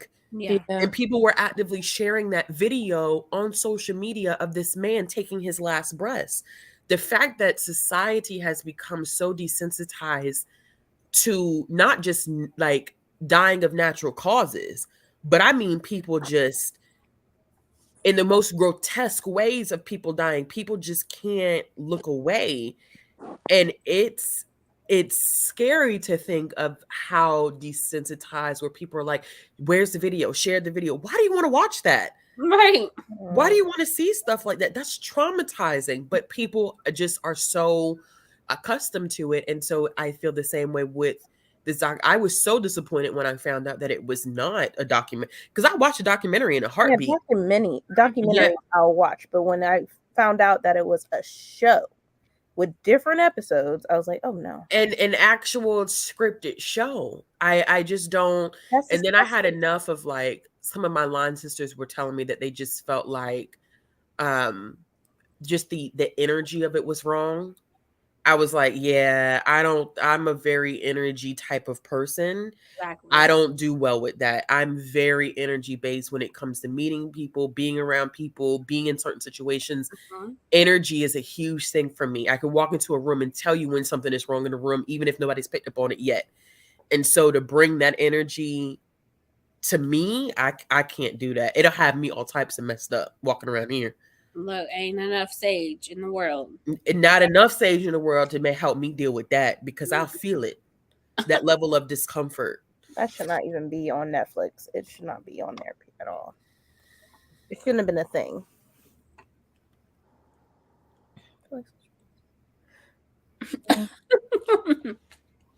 Not a breeding ground. Breeding ground for feeding. But that is a good point of like how desensitized we are and how we're feeding off of trauma. Mm-hmm. Like kind of craving it, right? Like that messiness, right? Even with TV shows, or social media in general. People look for the bad stuff and they're entertained by the bad stuff. Oh, y'all, why did it premiere on my birthday? Yeah, it did. Don't think too deep into that. I'm not, but I'm just Yeah. the disgust. Yeah. Really? It's a hot mess. I didn't know about it until yesterday, to be honest. I had just heard about it last week, but yeah.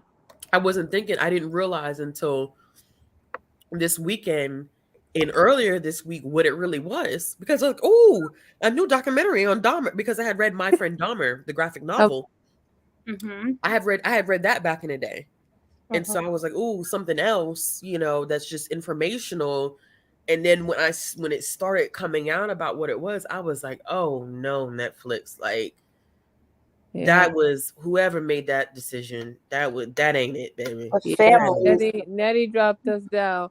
Nettie wasn't the only Ned that dropped us down. I can't say the goddamn words. Let us down. That was really funny, Robin. That was really funny. I just wanted to say that about your comment.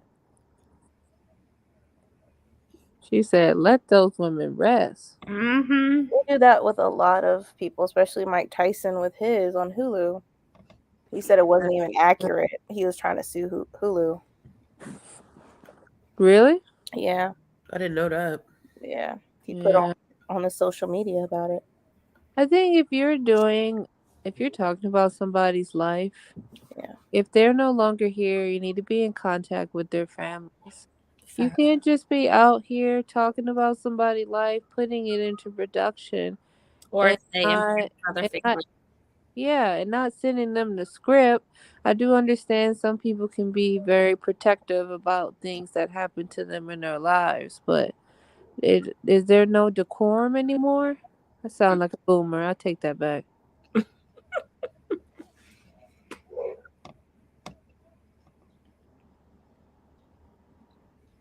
Yeah. I will say though, Ulysses, I am still a big fan of NCSI. I love NCSI. Hey, Nicole. Homer are forever friends. Hi, Nicole. How's the baby? Bumpin'. I heard about Bree. Every time we mention Nicole to Bree, she started talking about the boobs. Yeah, I just worry about your nipples, friends. I really do. Oh my god. You worry about what? I worry about her nipples and her vag health. Oh, Jesus, child.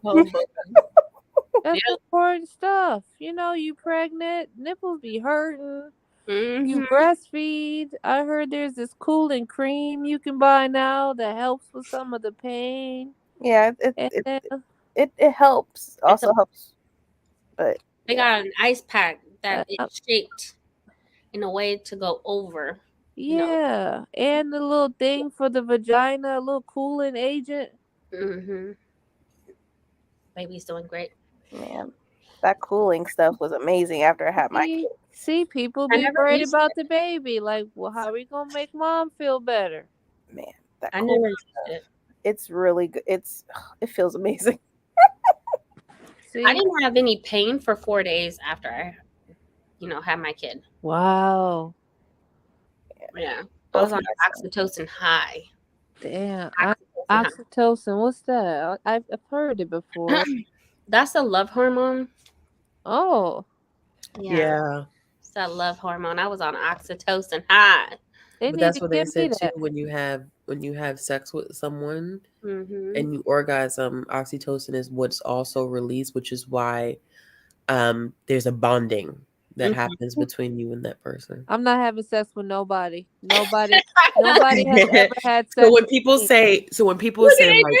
soul ties, I always say like I'm scared. yes, soul ties, but there is an actual scientific bonding that happens Ashley, when I'm you had tired of sex you with someone. giving me good knowledge like this, okay? Because let me tell you I something. never had sex with Huh? anybody. I'm a virgin. Touched by the Okay, very all first right. time. Okay. I'm gonna kick you out. Touched by the very first time. Come on, Adrian. Like a virgin. Adrian had That a way head y'all don't have no ties. No. I said I was going to head out on that note. Oh, don't head out on the. I mean, Brandie, you so tired. Double, triple, double. Shit, goddamn. You so intermingled. What about you, Ashley? You so tired over there? Huh? Oh, Oh, you So so tired over there? Soul tied or what? You were talking. I probably interrupted you. My bad. I ain't tied to nobody. yeah, That's a lie. oh my god. That's a whole lie. I'm not gonna see him Listen, lie on the internet. And I'm not Mhm. gonna do him like that. Yeah, some people are so tied to vibrators or some digits that hang. And it just really is what it is. Mhm. Yeah, you got my you be husband so cracked tied up. to porn. You would be so tied to all of it. Yeah, some people are so tied to you know, fetishes of things. Yep, absolutely. Rope, you know. But when you have a kid That's naturally, you release the most oxytocin that you will ever release. Yeah, I had When both you my have a kid. sons naturally with no drugs. Mm-hmm. So So I had no pain for 4 days, and I even had then it was like kind of severe cramps, but it was tolerable. So I didn't have Bro. to deal with mine wasn't tolerable. Well, I'll take that back. With my youngest, I had to be induced, so I hated that pitocin shit. Mm-hmm. Yeah, I was just about to say Because induction is a completely it different sucks. ball game. Yeah. Induction is because your body is not doing anything naturally. And let me It's tell forced. you, contractions on Pitocin It's on another level. ain't no motherfucking joke. I'm like, oh, that's how it was. It was, first of all, when they gave me Pitocin at first, the cocktail of Pitocin that they gave me was doing nothing. right. Okay. Then they had to break my water and strip my membranes, and she did it with her hand. Wait, They membrane. had to hold What's a me down membrane? to the bed because It's when she sealed. stuck her hand up there, I sealed. said, "Oh no!" I said, "Take it out, take it out." She said, "Actually, I have to." I said, "No, you don't have to do anything. You don't have. There's nothing that you They had have to to do that do. to me You as don't have to do this." well. So my mom had to talk me It down, sounds like a and they had to torture hold me to the experiment. bed so she could strip my membrane. And so what they do is they go up and it's a motion like this, Yep. and they break your water. And when I tell And you, I would fight them. What? when I, You have but no it was choice. it was a huge relief when she did it. When she was done, Yeah. it was done. Then they got me a new bag of Pitocin. Right. And when I tell you, it had me on my hands and my knees asking the good Father for mercy. Mm-hmm. Oh my God. That is no ball game. Which And then father? 7 bags of Pitocin. But the 7 thing bags. is, even Which after you father? give Hours. birth and the bag hasn't been finished, you have to let it. Yeah, you have to the bag flush has to be finished. yes, What bag? So like I was it's a having, bag. It goes through your. It's an IV drip. yeah, felt like I was A having bag inside of your body? No, No. It's an drip IV bag. drip. IV and You know IV. how they do the I'm saline? traumatized. because you're like, sorry, you have to finish the bag. And I'm like, I feel like I'm having multiple kids right now. Oh hell no. Yeah, Hell no. it's a They don't give you a different, sleep option. huh? They don't No. give you a sleep option. No, there is No. no sleeping. I didn't sleep. I didn't, you I can't didn't sleep through sleep. that. Like I was in labor for 30.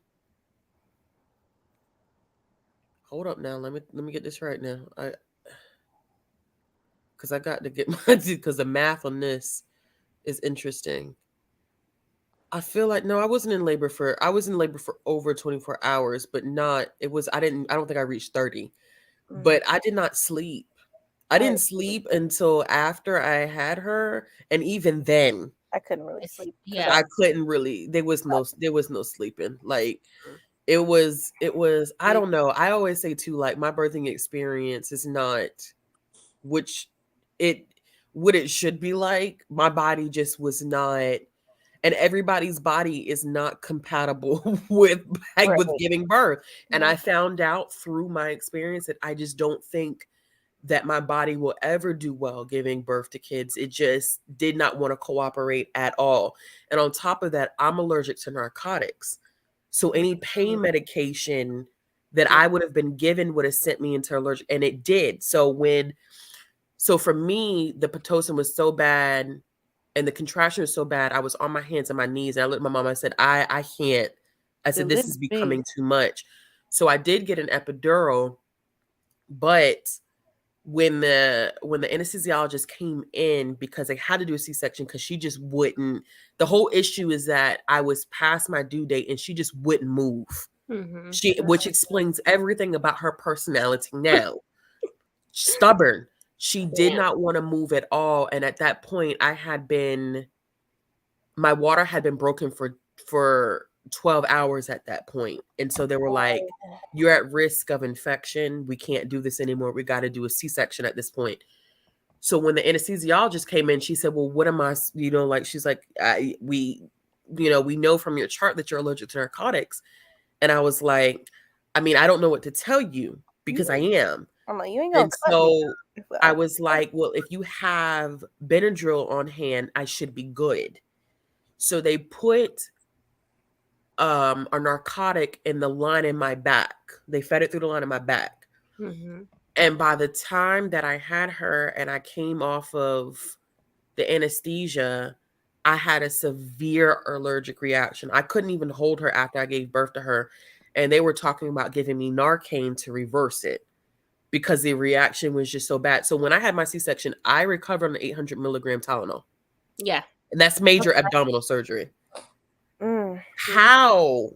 To this day, we don't know, because I was up and walking in a few hours after I had the C-section. Man. But I feel like that was nothing but my great grandmother. We keep saying that, and I will go to my grave saying that it was nothing but her in that room. Because when the nurse walked in and I was up walking around, she said, she's like, you're walking. And I said, yeah. She said, do you not feel any pain? I said, no, I'm good. And she was like, but you're up. You just had a C-section like 4 hours ago. I said, yeah, I'm good. And she was like, yeah, like it's just like, like not. And even when my OB came and she's like, I heard you were up and walking. I said, and I kept looking at because I at the time, it didn't click in my head. Like, you should not have been up and walking at all. Just like come up. I was just up. So when she came and she's like, yeah, I heard you were up and walking. And I'm looking at her like, what's the issue? I'm up and walking. Like, can you get over it? This child is screaming. Tell me how to make her stop screaming. Not death by allergy. Come on now, Scarlett. Yeah, it's my birthing experience is not for the faint. That's not even the whole story about the hellhole that I went through in my labor and delivery story. And it's not, I don't tell people very often because I don't want anybody to like panic. The details of it, I don't tell anybody the details. Close your ears, Nicole. Yeah, like, see, because I know Nicole's in the chat. Even my line sister, she was like, well, what was your birthing experience? And I told her a little bit of stuff, but I'm like, I'm not going to tell you really what happened. Right. Because I don't want you to go in and panic, because I feel like my birthing experience is the exception to the rule. Mm-hmm. Yeah. And so I don't want anyone to think that what I went through is normal, because it wasn't. Nothing about my birthing experience was normal. And everything about my birthing experience is why I'm like, I'm not I'm not really trying to have any more kids, to be honest with you. Block air. No, but no man is too old. Okay, Block air. no Block man air. is too old. They can Block still. it. Block. I had Pitocin for 15 hours. Do not recommend. Do not Do recommend not at all. recommend. Did And they I give birthed I birthed a lot on the toilet. Oh damn! Well, they say that that's a good position though. Yeah. Yeah, Exactly, they say which is why squatting I like that always is normal. It's more consistently- comfortable too. Yeah. It's definitely more comfortable. And so Wait, I when you consistently- squat? Yeah, when you squat. When you squat, that's normal. It allows your It's hips Yes. the same in open. Ukraine toilets. You do the good shit. Like When I you use the squat, yoga Oh. ball clear sometimes. that system right up. Yeah. I've seen women who do at-home births. That's how they give birth. They will squat Yeah, my and teacher push. that. Yeah, Mm-hmm. it's a great position, for. I was on all those fluids. I was on Pitocin, the max of Pitocin for 9 hours straight. And then they decreased it to allow me to have a break. And then after, I got an hour break and then, And then they I push went back that into, button. I was at the max. Beep, beep. Up Oh, the I was at the I max hated that the because I hate that noise I now. wasn't feeling nothing, and now all of a sudden I feel it, and it's traumatizing. Beep, beep, beep. Okay, we're gonna increase it. Go away. Go. Please go Yeah. away. They didn't Yeah. give me any of that grace at all. They hit it Yeah. to the max. So immediately within, the first 20 minutes, I'm like, Oh yeah, feel nah. They ease me. So- They ease me up. I Yeah, was they thankful eased for it. that. They eased me up. Yeah. I didn't get an ease. And It's a birthing committee. why I was able to, use the restroom so often, because I didn't have, of course, an epidural. I'm able to get up, I'm able to walk around and do whatever I need to do. So I spent a lot of my time on a birthing ball and the toilet. Yeah, the birthing ball will definitely help. It Mhm. helps. Mm-hmm. That's Yeah. the only thing I You didn't gotta like. get that weight off your back. That's the thing. Yeah, You Because gotta That's- get that weight off your back. that was the only thing I didn't like is when I didn't before I got the epidural, I was walking the hallways and using the birthing ball. But as soon as you get the epidural, you latch done. to that bed. It's Yep, it's a you're done done. deal. And I mean, they got to put the weirdest thing when they had to put a catheter in, and the nurse came in and held up the bag. I was like, "Oh my god, I've been peeing." Yep, you don't feel nothing. well, I got an epidural for my daughter, but they never gave me that. They didn't give you a catheter? No. Yeah, they put a catheter. They as soon after they gave me the epidural, they put in a catheter, and I remember the nurse coming in and checking my urine bag, and she held it up, and I was like, I can't believe I've been peeing. I had no idea that I've been. Listen, if they could Yonder just had go helped me. ahead and do that for me right now, because I ain't trying to get up to go to the bathroom, B. Yeah. I'm already stationed. I'm warm. My kid was also 8 weeks early, but that doesn't stop the dilation. You still have to hit 10 centimeters dilated to even give birth to a smaller child. So Bruh, birthing is fire cancer. isn't as bad, but you still have to hit that 10 centimeters dilated. And so 15 hours, 14 hours of Pitocin and 15 hours of labor, active labor. Mhm. The thing with showers or baths, you cannot do them in the hospital if you're hooked up to IVs. Right. Damn. So keep that in mind. Like if you're gonna Mhm. do that, you got to do it at home because if you're Yeah, hooked you up to can't do. IV, Yeah, you can't do it in. Yeah, Yeah. that's the only that's the thing about it's a lot of things once you get into a hospital that you think you're going to be able to do that. No, they Mhm. follow This their you own can't. Yeah, procedures. they follow their own set of rules. Even when I had mine, because they started me. I don't know when y'all were induced if they inserted it almost looked like a little tampon, but they insert it to soften the cervix before they give you the Pitocin. Did they do that for y'all? They did that for me the night before. They gave me something and it softened the cervix, and I had like small contractions from that. Oh. But I Yeah. only dilated 1 centimeter. And then they were like, okay, let's put you on the Pitocin. And even after they broke my water the whole 9 yards, child, I dilated 4 centimeters. My OB said, girl, I ain't got time for this. But see, I never got into when they got me into the OR. to do the C-section, a woman came in and she was crowning. And so my OB had to leave to help her push, but they had already started drugging my ass up. So then they came in, they were like, hold off because we have, we have somebody else that came in. And then when The disrespect, I already feel it. so they brought me in on the hospital bed, but then they had to move me to the surgical table, right? And then when she left, they had to move me off of the surgical table back into the hospital bed. Somewhere in between the back and the fourth, the line in my back got moved. Yeah. So when she came in, they started doing the medicine again, and then the anesthesiologist kept like feeling my stomach. She said, "You can feel this?" I said, "Yeah, I can feel everything." I don't know why. And they were like, "What the hell is going on?" So then the I forget what they're called, the nurse antithesis, whatever they're called, that works in anesthesiology. She came in, she said, "Did anybody check the line in her back?" And that's when they found out that they had to redo the epidural. Then they had to calculate, because before they did all of that, the anesthesiologist was like, "Oh," she looked at my OB. She said, "Oh, I'm gonna have to put her under." My OB said, "You're not fucking putting my patient under." And I said, "Not y'all falling out in the damn OR, and I'm just sitting on the table like, what the hell y'all about to do?" Not they said when I move, you move. God. Well, because Just like what that. ended up happening too was that I was there during a shift change. And that was It the just biggest keeps getting hiccup, worse. was that I had a solid crew all through the night and morning, Man. 7 o'clock, because they had took me into the ER. I mean, not to the ER, they took me into the OR at 5:30 that morning. Well, because of the other woman who came in who had to push, and my OB was on call and she had to leave, by 7 o'clock, the nurses that I had and the anesthesiologists that I originally had, they were like, "Well, baby girl, we gotta go." So they brought in a whole new team that I did not know. Oh my Yeah. God. So it caused so much confusion and issues. And apparently the anesthesiologist that came in at 7 did not get along with my OB. Because my OB was like, "You not fit," because my OB team was good now. Yeah. I had 5 OBs that I rotated in between. That way, no matter who was on call when my daughter came, I knew them all. Mm-hmm. So they were all good. And the one that I loved the most, she was the one who actually ended up delivering my daughter. But she was already tired. She was sleeping at the hospital because she was on call. So when she came into my room, she had just woken up out of the on-call room and came in to look and was like, "All right, they're going to prep you for a C-section, whatever."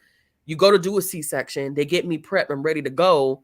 And then all of a sudden it's like, jokes, somebody else came in and her baby's coming now. So you got to go help her push this baby out. Then you come back and you have an anesthesiologist talking about, "Oh, we're going to put her under." And my OBs don't like that because they believe in that first skin to skin contact for them is extremely important. So she was going to fight. Like, you're not gonna do this to her because we're not gonna have this happen. So then they had to go back and calculate how much they had already given me, how much time had passed, so they didn't overdose my ass while I was on the table. Yeah. Then while I was on the table, it just keeps getting worse. it keeps getting worse, y'all. It gets worse while I'm on the table, right? So the C-section is weird because you don't feel any pain, but you can still feel the sensation.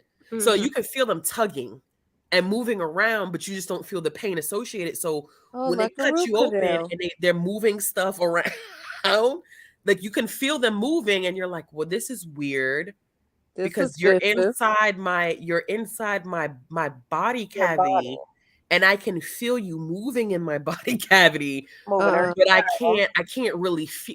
It's weird to describe. Like, I can feel it, but I can't feel it. It's not painful.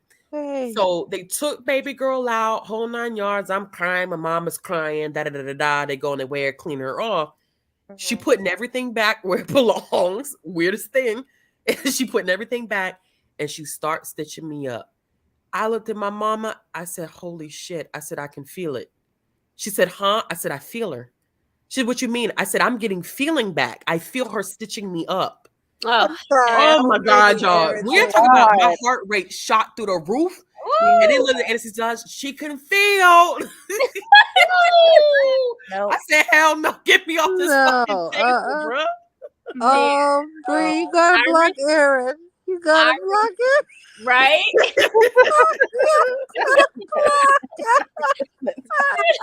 Listen, Y'all if scaring y'all Nicole hear to my death. birthing story, I'm telling you, I will make you never want to have children. Never. Because believe it or not, it got worse. It got worse. It got worse. The pressure is getting It was worse. horrible. Once I had my kid and they gave me an extra bag of Pitocin to contract the uterus, I checked out. I took a shower. I had to wait 2 hours and I checked out. I was done.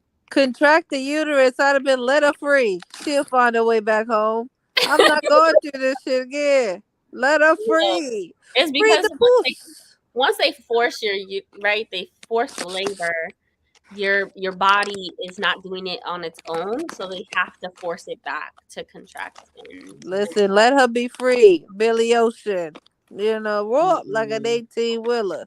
Berthaweenathon, not Berthaweenathon. Let her be free. Nah, I don't even want to have sex anymore. She catching hella body. She open Well, now. listen, it has not stopped me from being sexually active. I will At tell you that all. much. Oh my god. At all.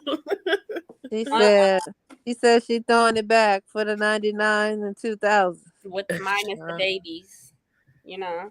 We just not having no kids over here. That's it. Don't let our stories stop you from being parents because it is the most amazing, beautiful experience. It is. It's a Labor is wonderful. just This is the traumatizing. thing. I believe y'all from afar. Like I gotta put me first. You know what I mean? No, I like, get it. One of the things that scare me is I don't think of motherhood often because I don't want kids, but like sometimes I think about what's gonna happen to my nipples. They gonna start singing songs about me, talking about do yo titties hang low, But you know do what? they I don't wobble think to my the boobs didn't really. floor? My boobs are still the same. My boobs are the same as they were before. I think my boobs got bigger, Mhm. How do but y'all they know didn't. it's the same? But they weren't like they were some perky bitches before. Right. So- but you know what is weird though? I will Some tell you of the us need strangest duct thing. tape. The fact that you lactate for so long, bro. So in the sexual situations, your man getting a meal, like Yup. a meal. Yup. Praying. Literally, he has said to me like he's been doing it, and he was like, Not you giving him a little milk on the menu. No, I'm not lactating anymore. I still lactate. I found ways to dry it up. Dry I it have it. up. Not I still Billy lactate. Ocean. Oh, Why do And- you still lactate? Not you. done. I don't know. Listen, it's weird to me because Not you spreading the 2%. shut up, Bree. It's weird because I did not breastfeed for very long. I wasn't like production wise and getting her to latch. It was y'all. It was a heck of a time. Like it was so bad. Like she started losing weight. Yeah. And like it just was not a good situation for either one of us. But what's weird about it is that we did breastfeeding with her for a few months. And to this day, she's 3 years old and I can still produce. Okay, maybe TMI, but I was like I was looking at that shit last night. I was like, dang, girl, like, I was like, man, like I'm because sometimes I feel like my breasts still get heavy. And so like I'll squeeze them and I'm still lactating. Man, I'm just saying if times get hard, if You need to go it's get a CT. too hard. You need to go see about that because it should be dried up. You need to go get a CT. Listen, let me tell you, Ashley, if times get hard, the cereal's still Because gonna be straight. there's a pineal gland that if you have, anything, messing with your pineal gland or anything like that, it will cause lactation. You need to go get a CT. I didn't think anything about it because I was like, well, because I know some people still produce up until their kids are like 2. But I Listen, guess because y'all saying my girl is 3. I don't know But, what's going but on. if you Like, breastfed for a year, that would be a different story. Right. But like For a few- I breastfed for over 2 years, and it took me what 4 months to dry up. Yeah, I dried up really quick. It was Yeah. a year. So is it like you getting a lot? Because if times get It's hard, not a. It's Oh, not a. It's not a lot. Like I mean, it's like a little dribble, if it's still coming out, You that's still but need it's to still go. coming out. Like it's not Yeah. like it's I'm not sitting out here pumping no ounce of milk or no shit like that. Like that's not happening. you But don't have none for a bowl of cereal. no, you ain't making enough And- milk for no bowl of cereal. Yeah, I know they all PCOS and thyroids and such. What you need to go get a I CT. get hard. All you got a squirt a day will keep the cereal at bay. That's all I'm saying. Not if something because my attorney, she ended up lactating, and she was in her 40s, and she was like, I haven't breastfed in over 20 years, and so Mhm. Menopause? she also had something constricting her pineal gland, and so that's why she started producing milk. Damn, that ain't right. Yeah. That ain't right. I don't know what's underneath my feet, but I need to check. Man, not Ooh, that I didn't know that birth control can cause galactoria. Oh no. Oh, conditions that contribute to lactating when not pregnant. Chronic stress. Let me Yeah. tell y'all. What's up? Let me tell y'all. That's up. Or regular use of certain drugs.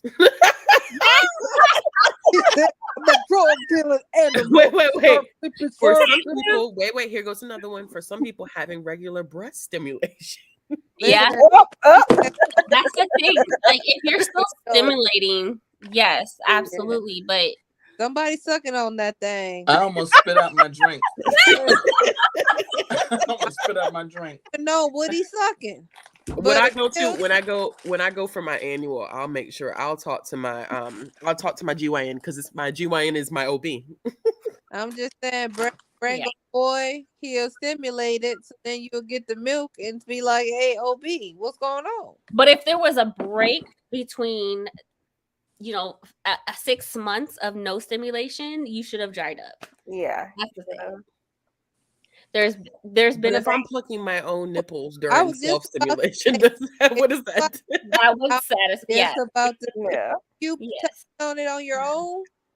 Huh? counts if you're doing it on your own. Yes. Yeah. Well, Ashley really self-caring. I was self-caring.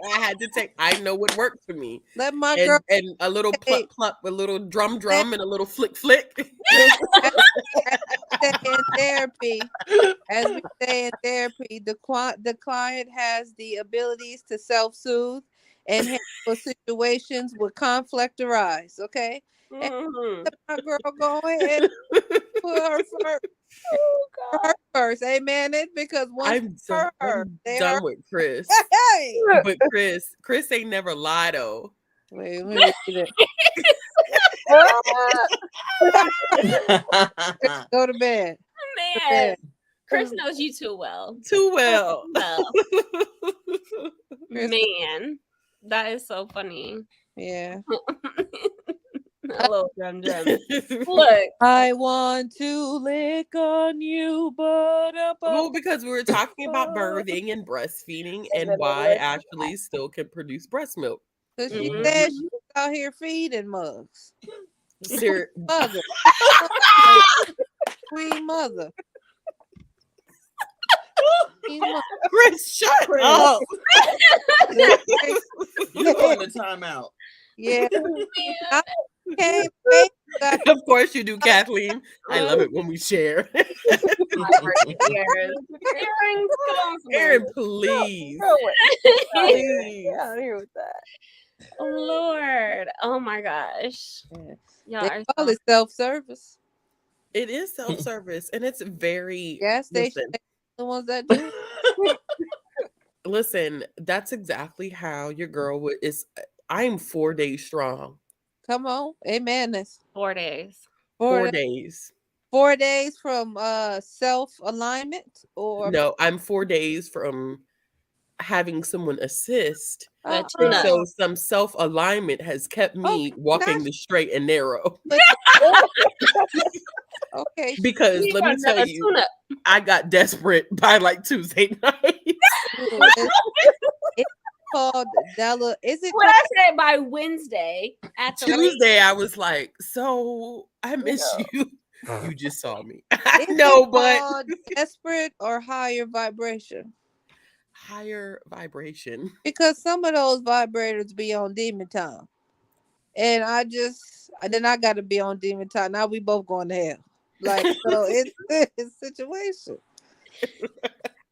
I just, it helps, keep my mind at bay Oh, until I get to, you know, Thursday. they say a couple orgasms. Saturday. I'm a on day. probation till Saturday. Come on, couple I was orgasms a told day. not until Saturday Tuh. The probation. Why the limitations? I know. because I'm out of control. They always say you're on probation, but they don't mean it.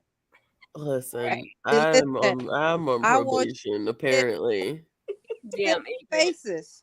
Sit on faces all 2022. Okay, you sit. Ooh. You get a sit. Ooh, Everybody. yeah, you're right. You're right. You're right. Oh, We were you. absolutely You've right. been deprived by sitting and using those thighs muscles. You go Mm. out there and you do the Lord's work. Amen. You sit down and you back up, you rotate and you elevate because one thing for sure and three things for certain. You gonna get yours and maybe, just maybe, he get his. Amen. You first because you've been through so much and you deserve release of that his order. Amen. And all Amen. they Amen. I mean, Yes. my spirit is a bit. I'm done, Adrian. I'm done, Adrian.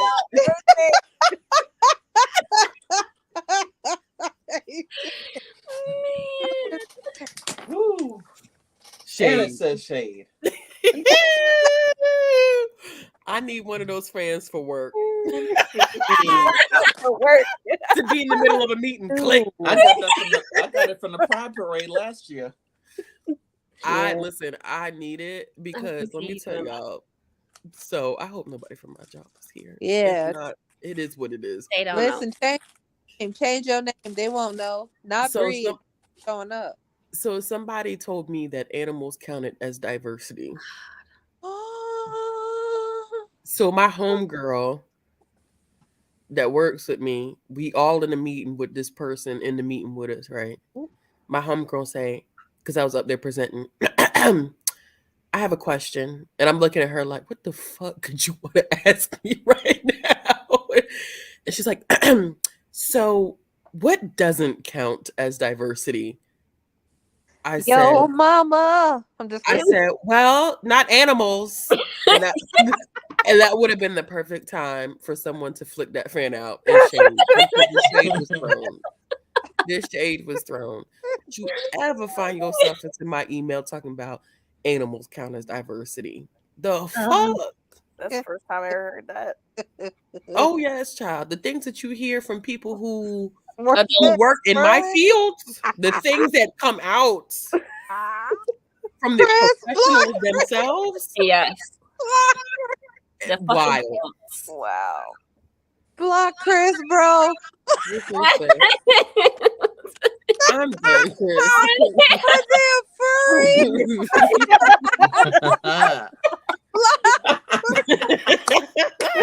Chris, get off the internet, bro. Yes.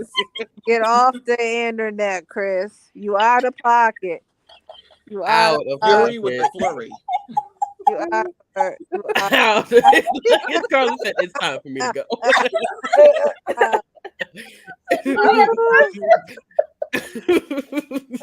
Chris, what questions could you possibly have right now? Oh my God, Chris. Hashtag block Chris. though. Oh my gosh. Be out of pocket.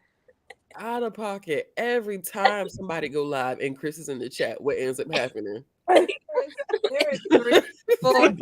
There's 3 Hashtag Block people. Chris. And there's 3 people I can 4 that I can always count on being out of pocket. That's Jessica, Chris, Aaron, and Salter. Always out of pocket. Oh no! Don't forget Kathleen. Kathleen. Don't put Kathleen into that now. That's That's what I'm circus, not right? going to do. Because the circus comes in a trio, and that is Chris, Kathleen, and Jessica. Where's That's the Salsa? circus trio. For once, I'm speechless. Look. Oh, well, I was like,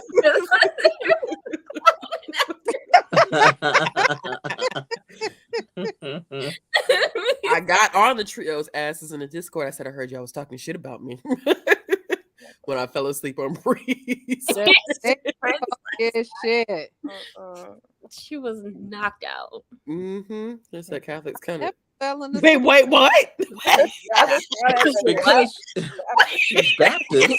I know who you're talking about, Aaron. Does she still make content?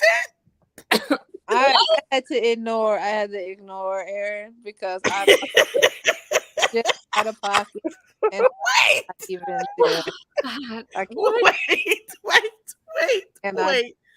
Wait. I'm gonna head out. I'm gonna go to sleep because I know who they're talking about, and it's out of pocket, Aaron. It's Out of pocket. hilarious because I'm confused. Like, I didn't know she still made content or not. I don't know. Catholics counted as diversity because she's Baptist. Yo, I just. Oh God. Y'all, in my life, people have counted. I remember one girl tried to convince me she was diversity because she had curly hair and straight hair was the norm. And at this point, I just need people to go take a bath and bleach because I've had enough. I've just had if you don't get your 1C loose wave, beach wave, having ass out of my face, I have never felt so victimized by Regina George in my entire fucking life. Oh, it is the same girl. Yes. Okay. That is the same person. Wow. Yeah. I do remember that. Oh, hell no. That's real. Oh God. Yeah, No I way remember in the that, world. man. That That can't be was. That's Oh my not, God. Oh my God. that ain't I'm real. so glad I Oh, wasn't yeah, around. because Aaron, they had DM me on Instagram after I had said something about them. Next thing I knew, I got a DM about a book club. I said, no. They say Get we out my DMs. I ain't finna talk to you. have colored. Rude. Mm-mm. I'm so glad I wasn't around for that. Oh, yeah, y'all, that was a mess. Missed out on the era. Oh. We all Did you know just the say? beach wave. Missed out on the era. Yeah. Brandie, now you out of pocket. And bleach. I didn't even know I said that shit too. My bad. What time to be alive? Yup, that used to be. Not Not spicy white. Chris, get off the internet, man. One of my Spicy white. but I have never heard that before in my life. She's a spicy white. Spicy Spicy white. white. What the hell does that even mean? What the hell Adrian, is a you never spicy heard white? white? Uh-uh. That's the Nope. girl. It's usually like, somebody who want to claim that because their family's from Spanish, that they're not really white, or that Mhm. they're a darker Italian, that they're not really white. Mhm. Oh, that's a A spicy lot, white. a lot of girls who fetishize black men are called spicy white too, Mm-hmm. Oh. because they get in the brown and they think they brown. Okay, Mhm. that kind of sound like a shit, right? Like they were. I have brown in me. Let me say they were getting darkness was entering the tunnel. I just feel like I kind of lost. Harlan said they put seasoning in their food. I think- Oh wait, Brandie, is your husband cracking up? Yeah, he is. Yo, I had to explain to my white coworkers why I won't eat from a potluck. Oh no, you had to explain. Listen, because we was sitting in Oh, the meeting, man. I said, they said potluck. I said, and who? Not me. I said, I won't be eating shit. I said, y'all got cats, don't you? Yeah, but I said, hell no. Hell Not at all. no, no, no. Counters and Let me stuff. tell y'all, green beans and pumpkin and raisins. Puree. And potato That's salad. bussin'. Potato salad. It's That's a busting, new busting. one for me. It's That real shit is titty. nasty. I'm like, who does that? No, it's good and it's real bussin', and it's litty titty, folk. What is bussin'? It's bussin'. It's yeet. Oh,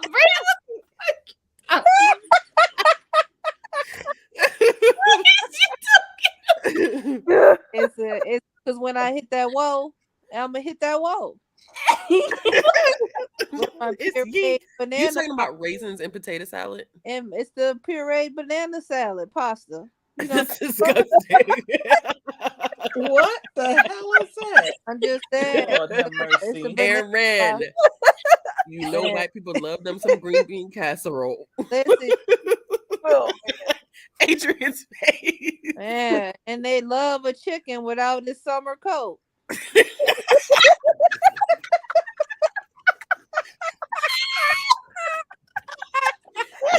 Okay. Out of pocket. Out of pocket. Out of pocket. Oh, oh my god! Just oh want to my say, god. I can't eat from people's houses, other people's houses. I'm sorry, I don't do potlucks. we can't do it. Wait, y'all. So we're at my job. We're piloting this because maker spaces are a huge thing in libraries, right? So one of our makerspace locations is piloting where they're giving out like cooking, like cooking kits with like pots and pans and baking. And just So off I that just found out about this in the meeting, and I said, I said, so people take the shit home and cook in it and bring it back. They were like, yep. Y'all, I sat in the meeting loud as hell. Hell no. Everybody looked at me like, what? I said, hell no. Y'all letting people cook in this shit. And well, staff is gonna sanitize it. I said, fuck no. No, No. because we already know their little greyhound called Daisy been licking and licking. Look She at said, it. Look at. I said, listen. I how said, many licks because would it take? I wanted to do the bread and the scone kit with my daughter. I said, oh, that'll be fun. And then I started thinking about it, and I said, oh no. I said no. I said, well, I'll be the guinea pig. If y'all let me cook in it first, I'll do it. But I What? said, if you let anybody touch that shit before I get my hands on it, I ain't finna touch it. Then I had to tell him, I said, we use bleach with everything in this household. Mm-hmm. Bleach is a sign of cleanliness Yep. And godliness. and godliness. Everything got to smell like bleach. They were like, you use bleach on everything? I said, I put a dash of ammonia in the clothes too. What's up? Do, and vinegar. Yup, I don't play about that. There's some people put a little bleach in their bath water. They trying to make sure it's sterilized. I saw that. I've actually They heard do. that. Yeah. They take they do a little backstroke. No Michael Phelps, of course, but a little bit of No, they don't keep the pots and pans. They bring them back. Yeah, they And said. then who's planning on washing these if they don't come back clean? So the staff has to wash them before they're put the kit back together. Good. So we have the capability to wash the materials. Like some locations have maker spaces with the necessary equipment, but everybody don't wash their dishes the same way. You know what I'm saying? Mm-hmm. Like if I was there and I had to sanitize, we'd be bleaching every damn piece and part. I don't care how small it is. It's getting put in some bleach because you don't know how people keep their house. Everybody don't keep their house the same way. Everybody don't wash their dishes the same way. I got to have bleach in my water when I wash my dishes. Some people okay with a ring around the Dishwasher toilet. included. I'ma say it. Some people okay with a ring around the I'm toe. not okay with that. You I know who you instantaneously are. must use bleach. I got to use bleach. And they said, Ashley, so when you buy dishes or pots fresh out the pack, what do? Bleach them Wash dishes, You still gotta You wash. bleach you and wash wash them them. first. You Yep. gotta wash them. Even People clothes. I ain't don't. Oh, did. Oh, I Bree, wash I my was clothes. literally about to Yeah. say I that. don't care if they're brand new or not. Especially I'm finna underwear. wash Come them. on. People people try them on. yeah, they Mhm. did. Y'all, if people ain't washing their chicken, No, people don't wash their chicken. Mm-mm. Oh, excuse me. they said Yeah, out there the are people who pack don't. on No, I the said there's grill. people who don't wash their chicken They Mm-hmm. said on the before they pack cook it. grill. Mm-hmm. There's videos all about that. Yeah. That They, they don't do that. And you're like, they what in the wild out world? there. They wild. Yeah. Well, I don't eat chicken, but I used to wash it and then burn the little featherless off, and Mm-hmm. yeah, I'm glad I don't have to do that now. Being vegan has its perks. Yeah. So y'all sprinting again? Huh? I forgot Y'all about reading. I honestly I forgot about reading. I'm I not did even in too. the Y'all mood. are such a joy to talk to. That's how I knew I wasn't gonna get shit done. I'm not even in the mood to read now. It's y'all too forced, many of us on here. y'all That's why when I did my sprints at night, I ain't sending out a near one of y'all the link. If y'all ain't noticed, I ain't invite nobody You did on purpose. Right. Nope. I said nope because I was I don't tempted. need I no said, oh, let me go ahead and drop this link in the chat. And I said, No distraction. no, because if I do that, ain't nothing finna get done tonight. Mm-hmm. I was productive that night, and I was very proud of myself that night. love it. Well, I'm gonna step out and then let's start the sprint. Huh? What? What you We were trying to be productive. I also was using it as an excuse to get out. Well, don't leave. Damn, that's real cold, bro. You need to get your sleep anyways. Get your sleep. You trying to find an excuse, girl. You know you can leave whenever you're ready to go. It felt like in your chest. My feelings was a little hurt. I ain't gonna lie. Like you was trying to abandon me on Beyonce, Giselle's, and Carter's internet. I'm finna get off this internet and call you and cut you clean out. How about that? Mhm. I just really feel attacked that you did that in front of my homegirls because I feel like if I don't know where the hell we gonna go. Listen, It just don't do that. I just feel like me and you are never apart. I'm finna call you and cut you out. Clean out. Damn. Damn. Not Bree in trouble. Not Bree. She fucking childish. Oh my Not gosh. Adrian. I'm done. Mm-hmm. Not Bree is she terrible. What Brie? Me? I said not Bree. I don't know. Oh, not Brie is terrible. Gotcha. Mm-mm. Not y'all trying to play me. We sprinted on Asher's channel for once. Oh, Oh, that was a man. nice sprint. That was a nice sprint. I did the replay at work. It was, wasn't it? It was a was a- good sprint, wasn't it?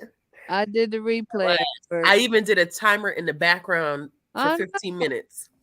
just looking at your shelves and you reading in front of your shelf. I said, my bitch got her own house.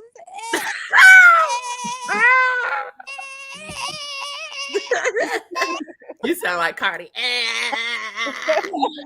I'm like,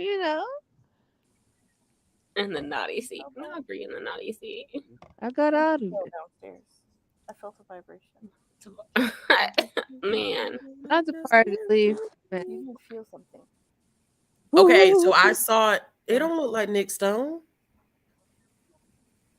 It doesn't look like Nick Stone to me. I shared it because I saw it on Brandie's Instagram stories. What we talking about? But that don't hold on, I'm about to go look at it again. Tell me that Yeah, same. it looks like Nick Stone. I don't think so. Hell no. I don't think it does. I don't think so at all. And it's funny that you said that because Nick Stone was the first picture on my timeline. Really? No, I don't think. No, not I at don't all. think it. I don't think she does at all. Mm-mm. The cover is beautiful though. Erica, stay going to sleep on us lately. Uh, You think it was Ashley tonight. Yeah, you have it. okay? Oh my god.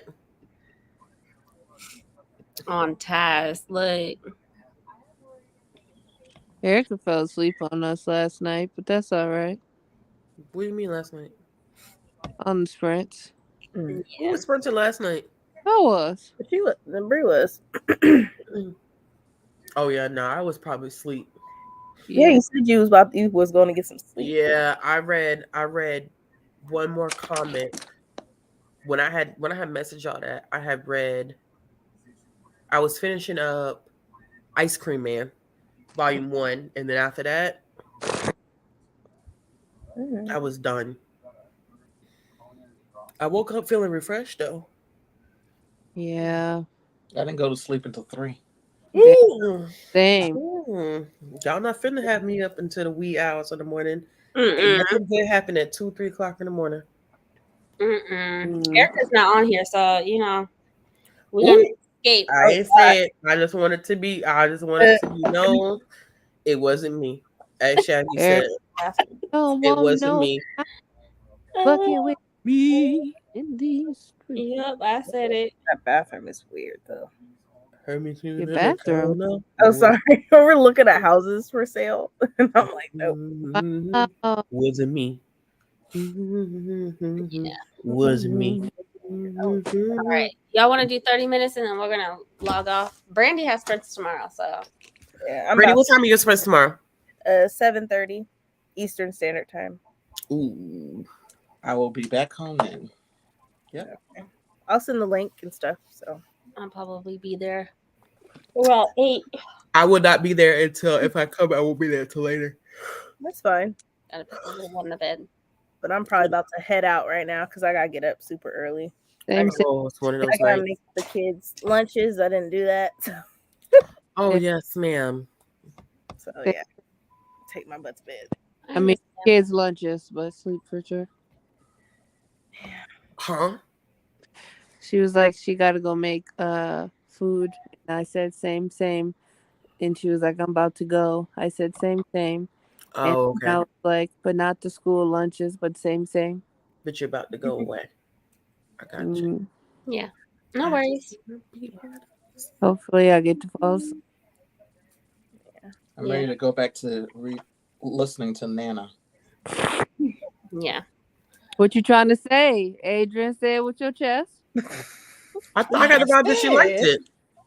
She said it. Yeah. You liking it so Ready. far? Yeah, so far I am. Amen. Amen. Love to hear it. All right.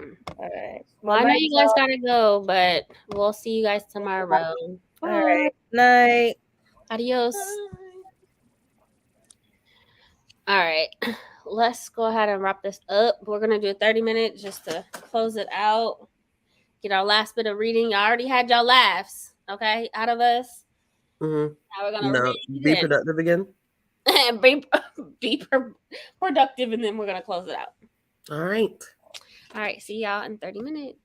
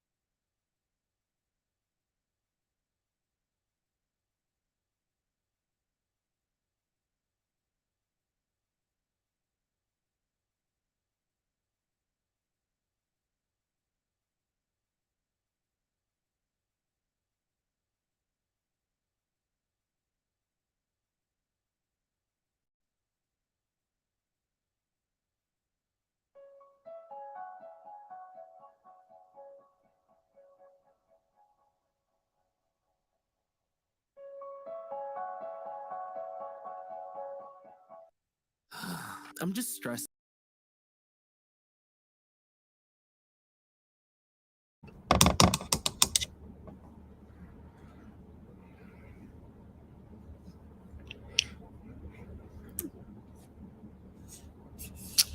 That was our last sprint. I hope everyone had a good evening. But how are you feeling, Adrian? You okay? Yeah. It's interesting. It's interesting. Yeah, I can't wait to read it. Yeah. So, yeah. All right, everyone. Well, I will see you guys tomorrow during sprints. Chris, don't come for Ashley. She here. Look at her face. Yeah. She's just engulfed in her book. That's all. All right. Well, good night, everyone. It's late, so we will see you later.